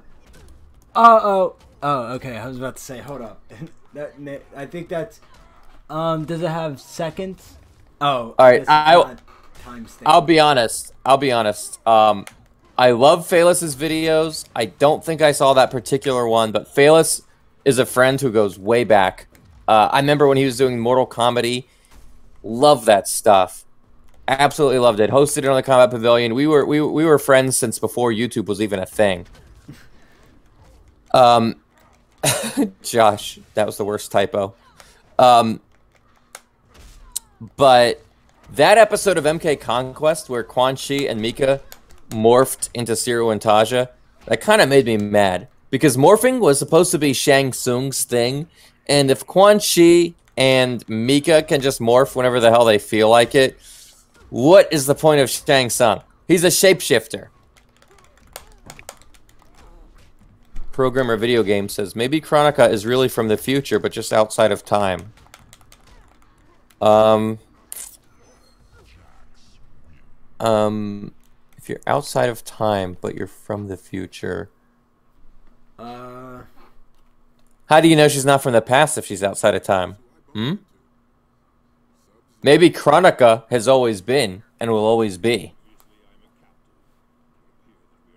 Measly handcuffs is what subdues Sub-Zero. He could literally just freeze him and break him off. Oh, he's letting himself be captured. Oh. Well, I can't hear shit. I don't. Well, when you get older, the hearing is the first thing to go. Yep. Well, I just can't hear echo. I know that. I'm just screwing with you. What is it? I heard she was a main boss. Is that true? Yeah. She. It's definitely true. Yeah, Ed Boon said that she is the first main boss. Female boss. Yeah. First female main boss. Yep. Oh, I still need to get that render of Shang, or not Shang Tsung, oh damn it, Shao Kahn, because I still haven't done it yet. Masks stay on. Thank Jesus. Okay, that was one of my biggest concerns of Mortal Kombat 11 right now. Because I did not like seeing that. Now, wait a minute, Nate Lore. You're jumping ahead of me here. Logically, Shao Kahn is also a shapeshifter. After all, he's the one who has teach Shang Tsung how to use magic. No, he didn't teach Shang Tsung how to use magic. He only taught Shang Tsung how to steal souls. So I think Shang Tsung probably already mastered shape-shifting before he approached Shao Kahn. But who knows? Quan Chi's a shapeshifter too because he morphed into Bi-Han to kill Hanzo's family. I think you could say that Quan Chi could master illusions. I don't know if he's directly a shapeshifter like Shang Tsung is. I do think he probably casts a massive illusion because you remember when he was trying to get Scorpion to remember how mad he is at Sub-Zero in MK9, and he kind of casts an illusion, like a flashback, right in front of Scorpion. I think he probably did a similar thing when he was killing Hanzo's family, rather than using shape-shifting. That's what I think.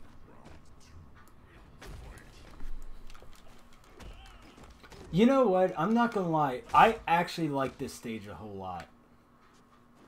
Oh yeah, you have to. It's great. Also, the details on the textures, like the dragons on Sub-Zero's sleeve. Well, no, I meant like, oh, I thought you meant the dragons on the stage. Well, those two. I mean, look, the arena itself is amazing. This is what I'm saying. Like, this game was Mortal Kombat looking the best it's ever been. Also, I really feel like the developers kind of wrote themselves into a corner with Armageddon, and they didn't know how to continue the story. And they were like, oh, we're going to do MK versus DC? Perfect. We'll just say that it took place in the past, and it's not canon, and we'll just sidestep the whole how did Armageddon end thing. We just won't deal with it for a while. Oh. Yeah, that was like my impression of when MK versus DC came out, you know? Guys. Hold up. Give me a second. No. Don't go to home. Let me,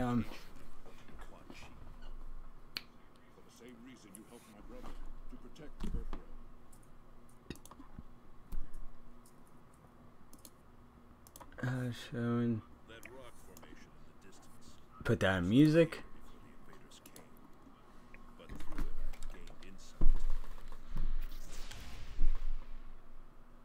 All right. So guys, the guy who makes or has the host or who makes the music for the streams, Jango, has released a new track. Hold up. Let me check which is it. This one. Okay, so I guess it is this one. Now, Tabmok, I'm gonna send you the link to the song. But if you guys don't know, the Reflect and Recollect song was actually a very, very, very early stage of the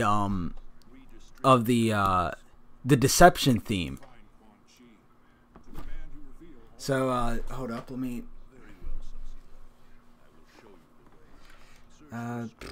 Okay, Tabmok, you ready? Oh, I'm ready, buddy. Okay, so let me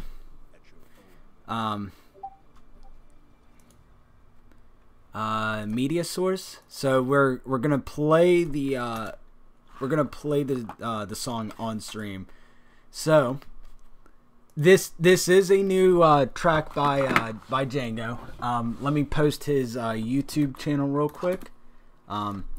If you guys don't know who Jango is, he actually worked on music for the Mortal Kombat HD remake.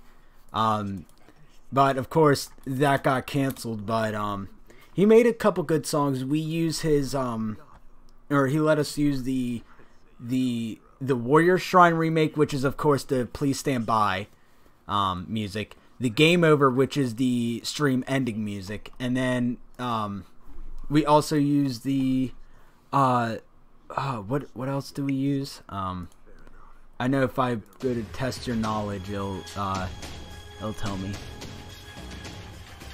Oh, I guess the Warrior Shrine is in is on there as well. So let me open up the pause. Okay. So did I post the okay, yes. I thought I paused it. Alright, you ready guys? Oh, we're ready. Alright, so let me. Okay, so tell me when you're ready and I'll count down. I'm ready. Alright, 3, 2, 1.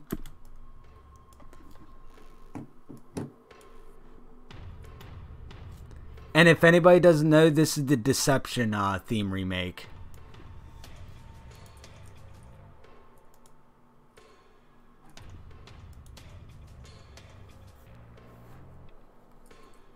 This actually ain't that bad. Like, this sounds dead ass like it. It's hot.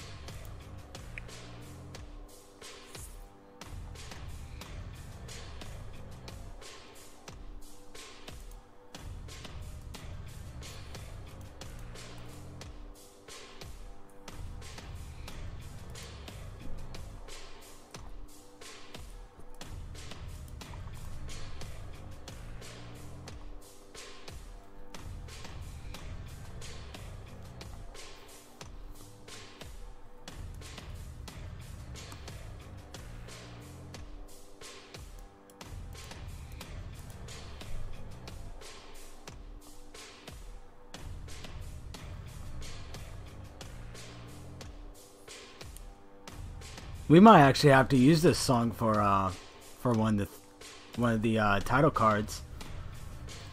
Right?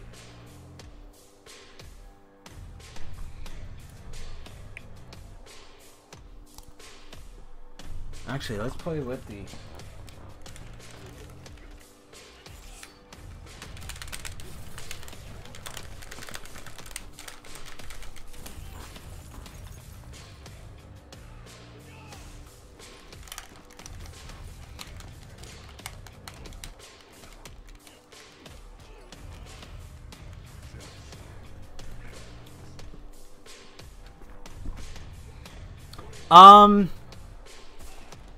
No, I don't think he uploaded it yet.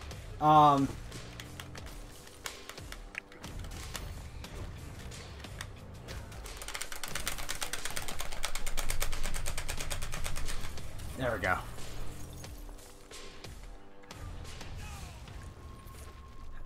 But yeah, I know he posted it up on the Nethercast Discord, so let's see. By the way, Epic Jason X9000 is talking about the Jonathan Sloat music.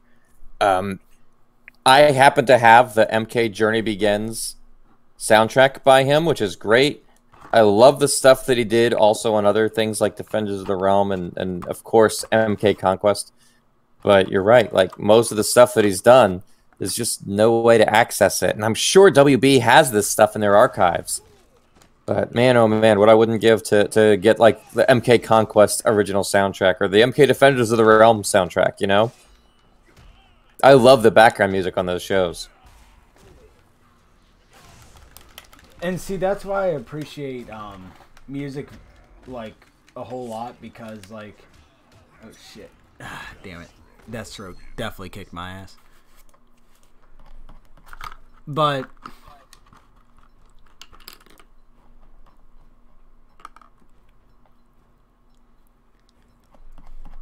there we go. Okay, so let's retry this. Actually, what? How long have we been streaming now? About an hour 42. You want to do test your knowledge? Yeah, let's do it. Alrighty. Hey, wait a minute. Do you think Jack's present day will be a bad guy? You know, I do think I don't think Jack's present is a bad guy. I think Jack's past is a bad guy. See, I don't think either of them are bad guys. Look, do you think of Chronica as a bad guy? I don't know, but if you were gonna go against your daughter, I'd say that's a pretty dickish move. Well, what if your daughter was a bad guy? Huh. I don't know. I don't know. Like, with that, would you go behind your best friend? What if your best friend was a bad guy? Cassie is definitely not. Okay. Look at it like this. Chronica is trying to fix the timeline. Raiden messed it up. Raiden shouldn't have really been doing what he did. It's basically, it probably violates the rules, you know? think about it. Chronica, time, that's her thing. That's her, not element, but that is her specialty. She is the goddess of time. And Raiden did that without her knowledge or consent or permission or anything like that. And now he messed things up. And she's got to fix it. Do you really think she's the bad guy here? Or is Raiden the bad guy? I think it's a gray area. Yeah, that's what I think too. And if Jax, if new Jax and old Jax are on different sides, they're both doing what they think is right. You know what I mean? Yeah. They both want to do what they think is the right thing. That's just what is the right thing in this case. So I think MK has become, it's moved beyond simple good and evil, you know? And I think it's more, what do you want to happen? Like, you don't have good and bad anymore. You just have certain interests, basically, like in real life. So is Chronica an elder god? There's speculation that she is. There's, I wouldn't say concrete evidence, but there's some forms of evidence. Like in the Gensei chamber, there's actually a one of the faces in the background actually kind of looks like her. I mean, being able to control time, that's a pretty high, really high power. So yeah, there's not concrete evidence that she is, but yeah. Yeah, I just feel like it is her area. Her time is her thing, and Raiden should have checked with her before doing anything. So, all right. So, do you want to do the trivia? Yeah, absolutely. So let me go to Test Your Knowledge real quick, and of course, we are here at Test Your Knowledge. Of course, the game where you actually have to think of all the questions that we ask you. So let's see. Everybody refresh your pages. We will give you a minute to refresh pages if you are participating in the game. Basically, we ask you a question and you have to give us the correct answer. Anybody who gets the highest point will get a Test Your Knowledge prize box, which is going to be filled with very good goodies. I just bought a majority of the stuff Thursday, so we should be rolling in everything. Yeah. All right. So, do you want to read the question, or do you want me to read them? You can read them. Okay. Well then. Question 1. They're in the same order I gave them to you, right? Yes. Okay. What industrial rock band did music for the Mortal Kombat 1995 movie and was listed in the credits, but not in the soundtrack? Okay, that was weird timing. Thank you, this guy. I heard that. That was some weird timing. Oh, wow. Gabbo. Gabbo was not messing around. And I actually have the Stabbing Westward CD as well. I mentioned earlier that I have like the MK Journey Begins soundtrack CD, which was like promo only. Yeah, Stabbing Westward did a couple songs. I know Lies. Off the top of my head, I know they did Lies and Lost. I don't remember the third one, but they did 3 tracks. Wow, Gabbo, you are on the leaderboard now with 1 point. Good deal, buddy. So, let's clear the board. Question 2. Who did the cover art for the special edition of Mortal Kombat vs. DCU? Which we will actually look at after this because I'm going to download a picture of it. Smart idea. Yeah, the special edition cover. Oh, programmer got screwed. Sorry, buddy. Shit. Oh, Gabbo, dude. Yeah, the special edition cover was Alex Ross. Damn, he's already up at 2 points. Yeah, Goro. Someone guessed Goro. Actually, Jim Lee. before we... Jim Lee is a really good artist, though. And he did the redesigns for the Injustice versions of the MK characters. Yeah. Which, yeah, super awesome. Yeah, so that's what Jim Lee did. Alex Ross did the cover for the special edition. John Tobias did the bulk of the comic. So they all kind of did different things. It's good to have multiple artists here. Let me versus DCU special edition. Yeah, let's pull this image up before we move on to question 3. Yeah, because not everybody knows what this picture is. Of course, everybody knows the picture where, Scorpion is holding the kunai, and then there's Raiden and Sub-Zero with Batman, Wonder Woman, and Superman. But not a lot of people know about the collector's edition. Now, I did. You can find this on eBay for pretty cheap. I think it's about 50 bucks. I think it is. I'm not sure, but it's. Let me MK, and I think it's this one. Yes. So, of course, for anybody that doesn't know, this is what the box looks like.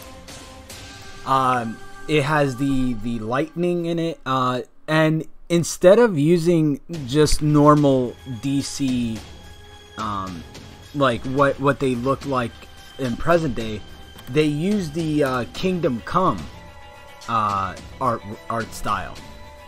Right, Alex Ross is the artist of Kingdom Come, so makes sense. Yeah, so I do love this image a whole lot. I'm hoping to grab a copy of the collector's edition.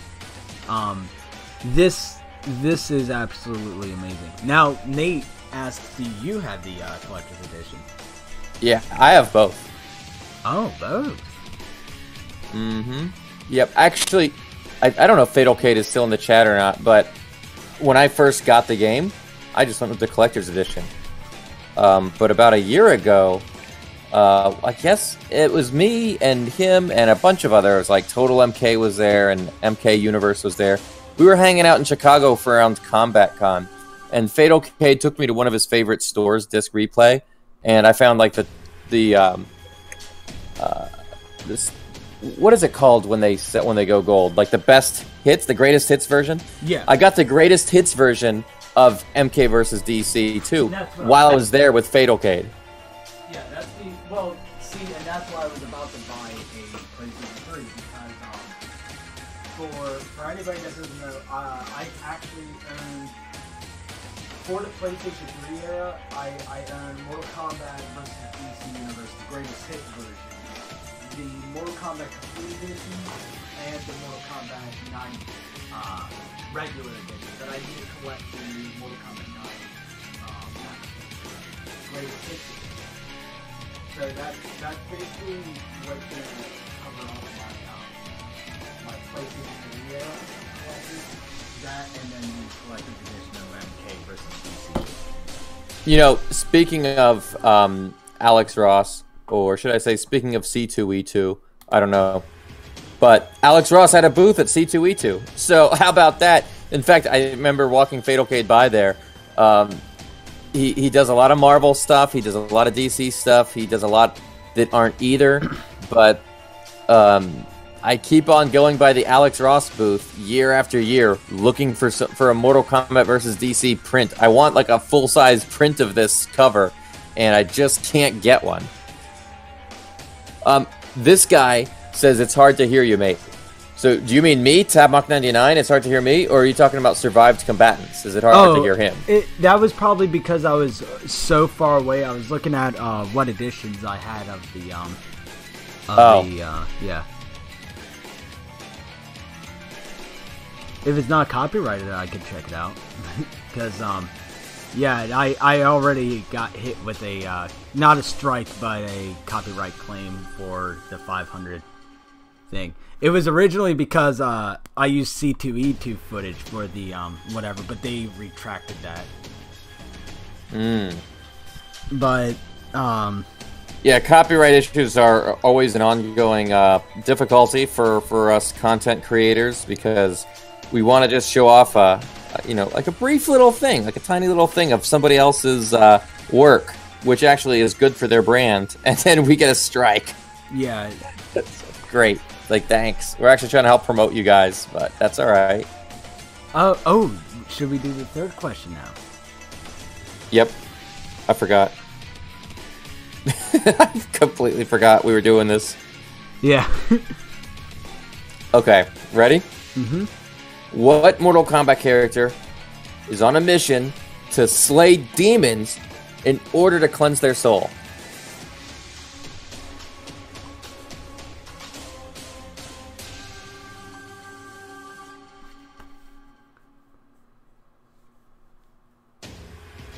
Holy shit. He's on a roll. Yeah, Gabba wasn't messing around tonight. Yeah. Now, I think that's a first. Hey, Exodia says Goro again. That cracks me up. Wow, Gabbo, I don't know if you're the first, mocap. All I can say is, and I'm going to hold the mic a little far away. Yeah. Yeah, Goro! Is Gabbo a bot? I don't know. There are people that actually know their, that actually legit know their stuff.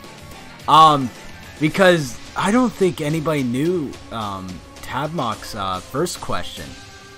No, I didn't think anybody would get it. Gabbo got it immediately. Which, Gabbo, we have to ask, how long were you a fan of the series? Because, yeah, that was a rapid response. I know Gabbo from other chats. He's a longtime fan. And so is his buddy, so is this guy, Interloco. Interloco, I've known way back, too. In fact, this is going to seem completely random, but Interloco, didn't you work on a Mugen project, like way in the early days of Mugen, where you had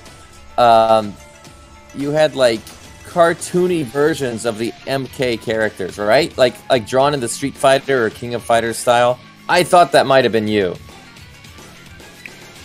And for some reason, I thought you had like for some reason, I thought you were Japanese, but actually, Interloco speaks Spanish, and I believe Gabbo Esparza is a Spanish speaker as well, so you guys can insult each other in Spanish now. We won't know because we're gringos. Oh, I'm not. I'm half gringo. So.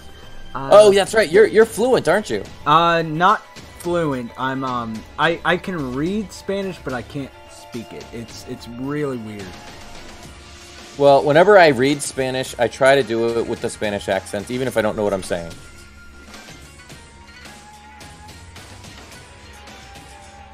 The guy from Brazil made the cartoony characters. Okay, so it's not you. It's not you. Yeah, Gabbo Esparza. You said your name was Ryu Kang in the other one, I believe, right? Like the Street Fighter MK mashup is what you're all about. Epic Jason keeps linking to the Smoke theme. I think he wants you to play it. Yeah, I could probably do it. Let me just hold up. Let me pause it real quick. I have to check the description real quick. Okay, I think we're good with this.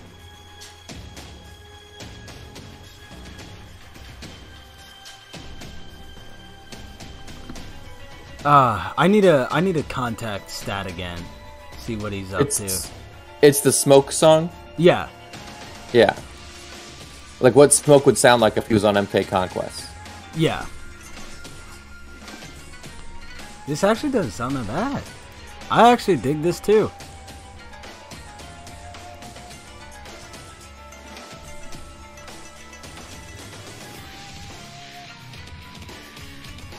Let's see, what else do we have here? It's close to his style. It's not exact. You can tell it's a remix, like it's a cover. But man, does he hit the right notes.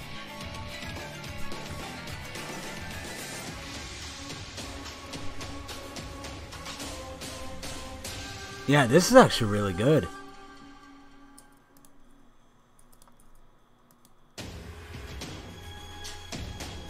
Let's get back to the game. Okay. While this music's playing. Let's see. Now, I'm going to torture myself, and we're going to do some combo challenges, because... Jeezel Pete's. Thank you very much. Oh, what's up, Alenzar Hernandez? Yeah, how we doing, buddy? Kombat Kids. Isn't that the little, the Mortal Kombat characters as babies, I think it was? Oh, of course I remember that. I think that's what he's referring to, though. Oh, God. I am going to so suck at this, by the way. That's what she said. Let's see.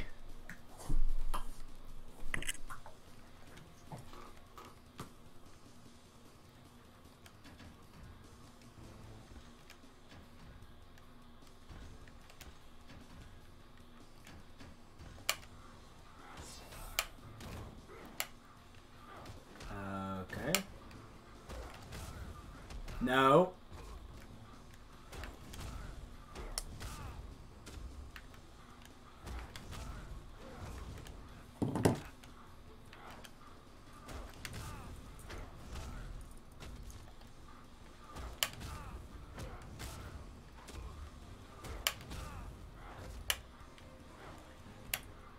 The Xbox is so bad when it comes to that.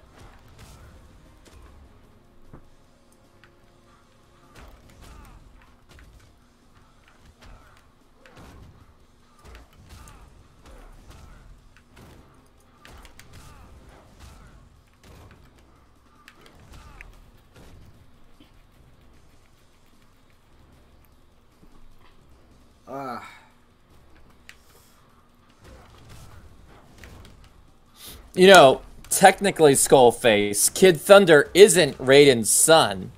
If you read the Mortal Kombat trading card game by Brady Games, it clearly says that Kid Thunder is Raiden's favorite nephew. Haha. Damn.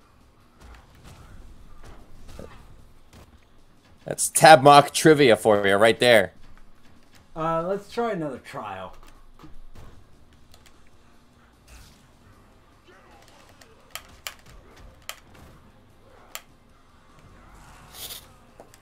Yeah, the frugality is super rare, only in that one port, but it was a thing. Really was. Kid Thunder is an Injustice 2, but you have to get a certain gear piece, which I have not unlocked yet. Thank you, Injustice. Well, you better get cracking. Dude, no, I barely even played that game anymore. I played like a straight... I don't even know how long of a time period it was. It has to be more than... I want to say more than 3 weeks on Robin. And I still didn't get the Staff of Grayson. Just playing as him. No platinum... or I got platinum boxes. I got everything. But still nothing. Well, I guess you could say you got robbed. I did. Robin. Nailed it. Oh my god, programmer. Okay, I love that idea. Raiden dies in MK11 and Kid Thunder steps up to become the new Raiden. Perfect. I was also reading Gabo Esparza where he says, like, no joke, I have an MK movie poster, an MK2 poster with Liu Kang, Kung Lao, and Kitana, and the MK9 poster on my walls. Gabo, buddy, I used to have 1 million MK posters. I lost them all. But I want to see a picture of your wall. Can you post a picture of your wall for us?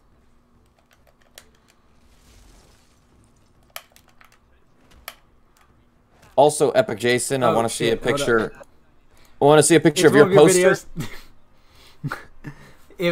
Like literally, the next video was one of yours. I think, that's funny. Let's see. It was actually is Reiko Shao Kahn. Yeah, That was actually a really good video. Thanks.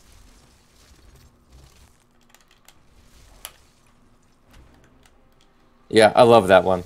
Okay, so now I think I'm getting it.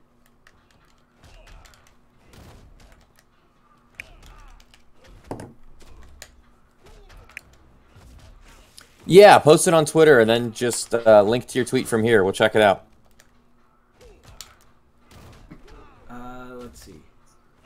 And Epic Jason also has a Killer Instinct poster. I'd really like to see both of your posters. I think that'd be fun. Because I think even me and Tabmok have shown off our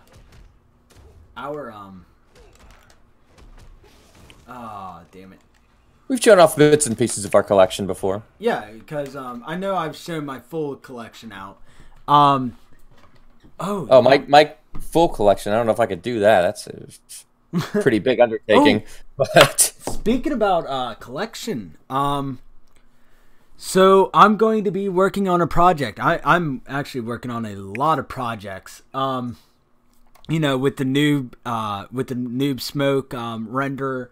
And then the Kasumi stuff, which is the first time for me working on anything skin related, anything transforming, blending skin together. But this will be my first time making a base. So what I'm going to be doing is, I do not like the black base for the Jade Classic statue. So what I'm going to be doing is basically I have this round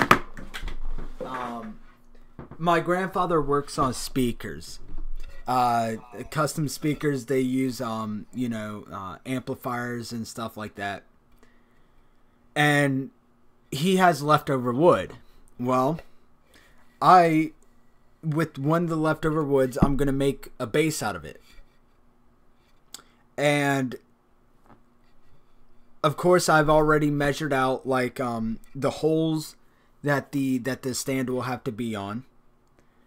And also, I'm gonna recreate this as my own. So what I'm gonna do is with Jade, I'm gonna glue sand onto this platform. In the middle where Jade is standing, there will be a Mortal Kombat logo. There's going to be broken chains, and I'm thinking about using food coloring and resin to do what's it called? To do blood effects. So it's probably going to take me the next couple weeks, but yeah, I can't wait. It's going to look really, really nice. Well, awesome. I think Ryu Kang or Gabo is going to go and take a photo of his room with the poster.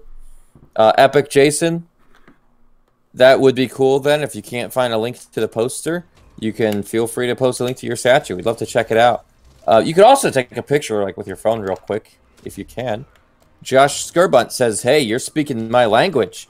Okay, so Josh Skirbunt is like a genius when it comes to special effects and props, practical effects, props and stuff like that for movies and TV shows. He's the guy I was telling you about earlier from IFX Studio, so he knows how to do this stuff for real. Yeah. Okay. He's a professional. I don't mean that to say he does good stuff, because he does, but when I say he's like a professional, this is his career. Yes, he's literally he's a pro because he gets paid for it. The literal definition of professional. Awesome. So what I was planning on doing with Jade, like I said, was damn it.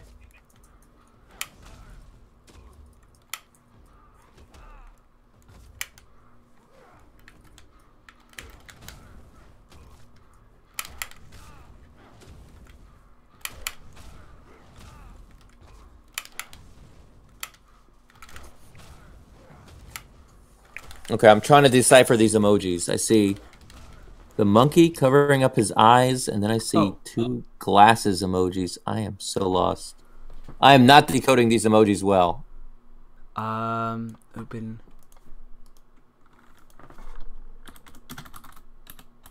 The MK movie poster, cool. Yep, I found it. Oh, the one with Liu Kang, Kung Lao, and Katana. Okay, so that came from the MK2 Collector's Magazine, the 4-part series, where every issue covered another 3 characters. I know this one. Yeah. Oh, no. I just accidentally moved chat out. There we go.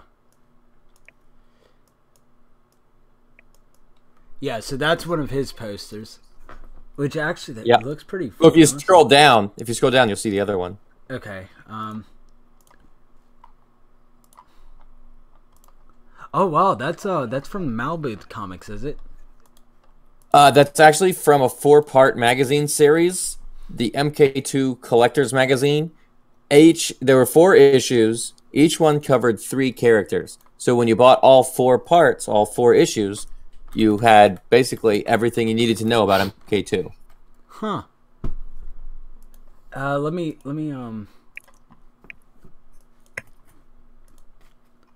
add MK2 poster. There we go. Oh no. Come on. You're getting there. Yeah.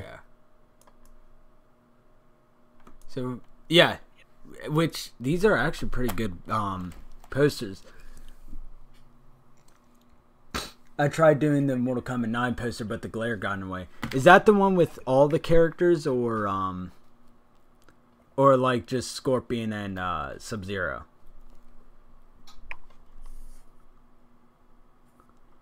Let's see here.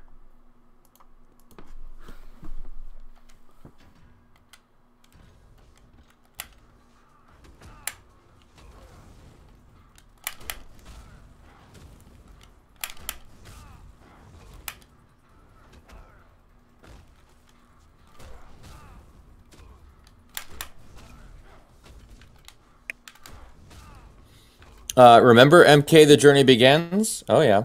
It was supposed to be a prequel to the 95 movie. Yep. But the characters looked nothing like they did in the film, and somehow Tarkatans show up, but not in the film. Yep. And, you know, if you read, there's an interview, there's like a magazine interview that EGM did with, I believe, Paul Anderson. And he made a comment, like, in the movie, we want to show how powerful Raiden is, because he's a god, and we want to... You know, in the games, all the characters basically have an equal chance of winning if you're skilled, right? If two good players go up against each other, you never know which one's going to win. But in the movie, they really wanted to present it that Raiden is super powerful, and that if Raiden were to go up against 20 Barakas, that Raiden would win, and that they showed that off literally in the film. And it's funny that he specifically said 20 Barakas, because in The Journey Begins, they actually do it, but in the actual film, they don't. So it's kind of like they were planning on doing that with the movie, and maybe for budgetary reasons, or maybe they just didn't like the way the effects came out, so they decided not to do it. And if you see how the Tarkatans actually looked in Annihilation, maybe you would agree with that decision. So they ended up using masked guards a lot in the MK movie instead. But I have a feeling they were originally Tarkatans. I'm sorry, they weren't called Tarkatans back then. That word hadn't been coined yet, but I'll say they were originally members of Baraka's race.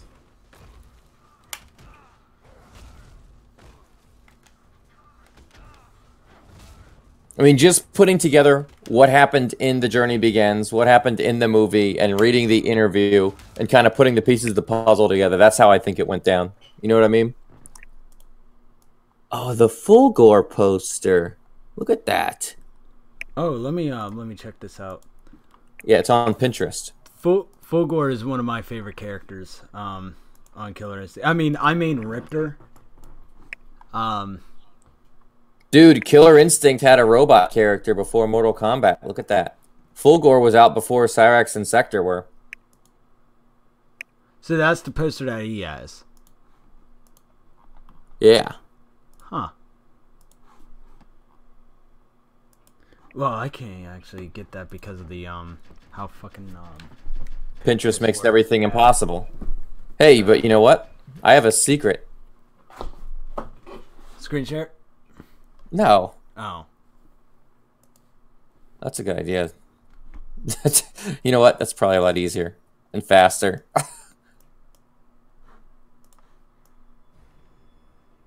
Now, I'll tell you my secret method. In Mozilla Firefox, if you use that as your browser, there's an option for view page info, and then you can look at all the images that that page is pulling, and you can just go straight to the file name for the Pinterest one. Let's see. Here, I found it. Oh, yep. Let me see if I can do this. I'll just link to it in the chat if that's okay. Oh, I already found the photo of it. Oh, okay then. Oh yeah, that ad. John Parrish was TJ Combo. Wasn't Rich DiVigio Jago in that? Wait, are you serious? Yeah. Yeah, I love that picture. Oh, Mortal Kombat and Killer Instinct needs a crossover. Like, I think I had the whole matchup. Let me look at KI's roster real quick. Killer Instinct 3 roster. So once I see a forget that. Look at this. Like seriously, drop everything and look at this 3-year-old tweet. It's so important. Oh my goodness. Right? That is weird. That's John Parrish is Jax. He's TJ Combo in there. And Rich DiVigio, who you know is Kano, he's Jago. And they were doing Killer Instinct promo together. Oh, that's funny. Is that awesome or what? Okay, so Jago, of course, is Liu Kang. Saberwolf, I would actually say Baraka probably. Nightwolf. I would say Nightwolf for Eagle. Glacius, of course, Sub-Zero. Shadow Jago, Revenant Liu Kang. Sadira, let's see, what fellow woman can we use for Sadira? I always thought that Sonya and B Orchid were like very similar, you know? Yeah, that's what I know. There's a list from so long ago that I have on Twitter somewhere. It is deep into the 1,260 pictures I have on Twitter. But let's see. Black Orchid, yeah, I picked Sonya. Spinal? See, that's the thing. Yeah. No, I picked Cinder as Scorpion. Wait a minute, Cinder with Blaze. Wait, what? Cinder would go with Blaze. Let me see if I can find that. This was very, very long ago. This has to be like early into my YouTube Oh wait, tab. Yeah. Feedback. Or Yeah. not like feedback, but like some weird sound. I don't know. Like static. Did it stop? Yeah, it stopped.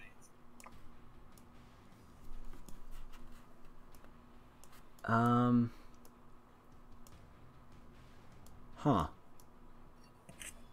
Okay, so this was before Resident Evil. I know that for damn sure. I know I have the entire list somewhere. I just have to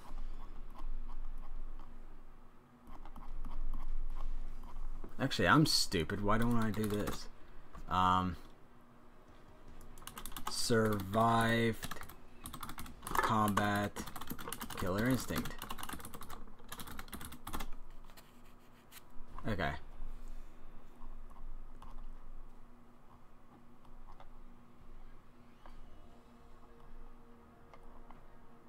Photos.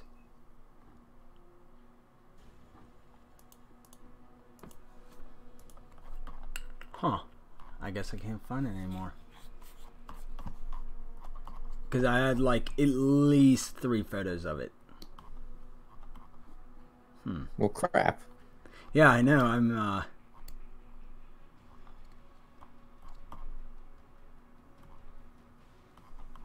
Quake. Okay, that is 2018. So KI. Let's look at that.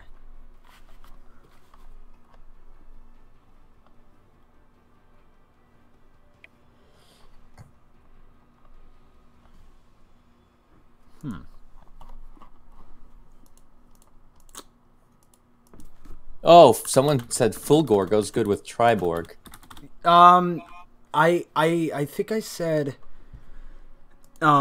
Kilgore would be Smoke. Okay. Cyrax would be Fulgore, and then Arya versus Sector. Okay. Okay, I think that's about right. Let's see, who else do we have here? TJ Combo, of course, Jax. Maya, actually, I would say Tanya for her. Let's see. Conra, Shang Tsung, Riptor, Reptile, of course. Oh yeah, Omen, naturally. Omen, I would say Noob with Omen. Aganos. That's a hard character to think about.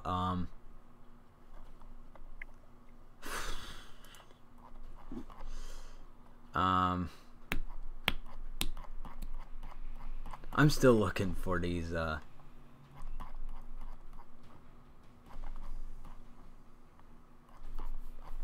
Okay, so what other characters are there? Hisako. I know I had a character for her. Cinder, of course I said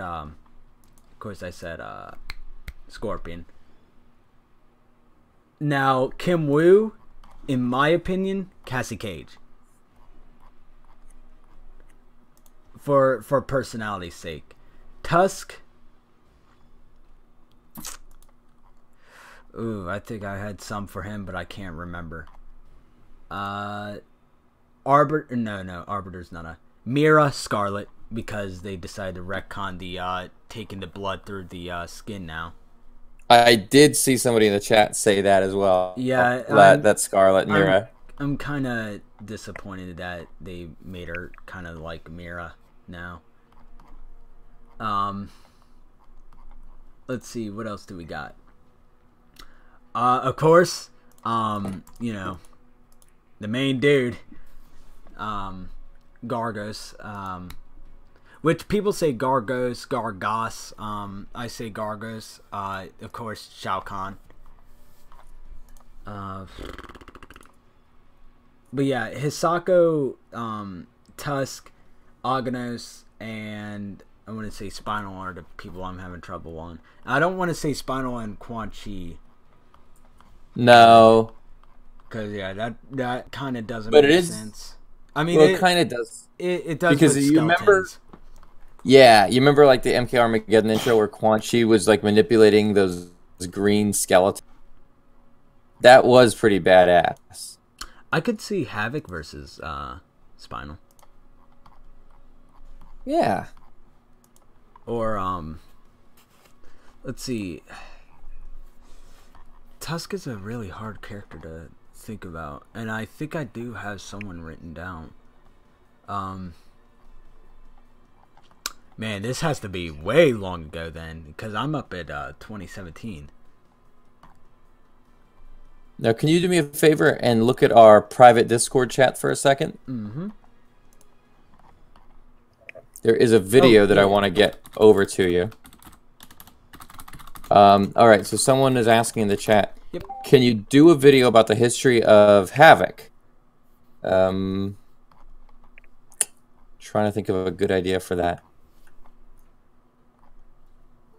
If I can think of like a lot of interesting things for a character, I will, but I don't know. Havoc. I mean, he's pretty straightforward, you know. He comes in MK Deception, you see him in Conquest mode, and he wants to spread chaos throughout the realms. Not really sure where I can go with that. Maybe. Demon. I remember that. Holy shit. And then the Crying Horn interview. I made... Oh, yeah, the Injustice 2 days when I made custom... or I made Scarecrow look like he's from Slipknot. Huh.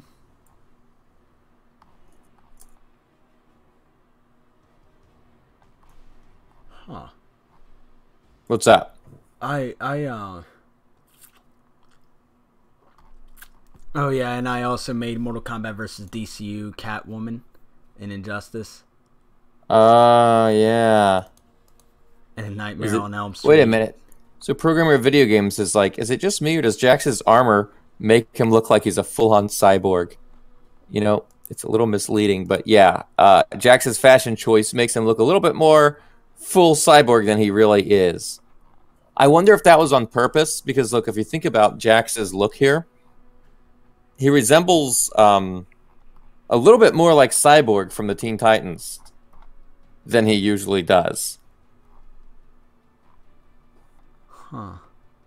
I almost feel like they made him this way to make it more palatable to DC fans who wanted Cyborg. It's like, hey, look, this guy's pretty close.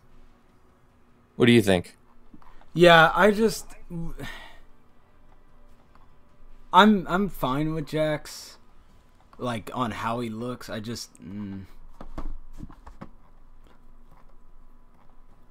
their faces were modeled really good, especially considering he looks amazing.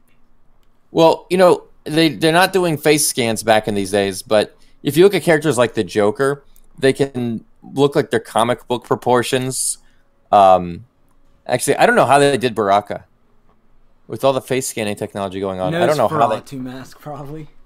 No, come on. Don't be ridiculous. that was fine in the old days, but I don't think that would work now. Dude, you know your shit. You know your shit if you can just rattle that off the top of your head like that. Good for you. All right, so I'm trying to send you like a hype up promo video, but I don't know if you got it yet. Yeah, give me a second. Jax, Cyborg, and Hulk as a team or mashup? No, I'd rather see an all-out brawl between the three of them. Wait, who is this between now? Jax, Cyborg, and Hulk. Oh, got it. Yeah, let me... No, don't play it.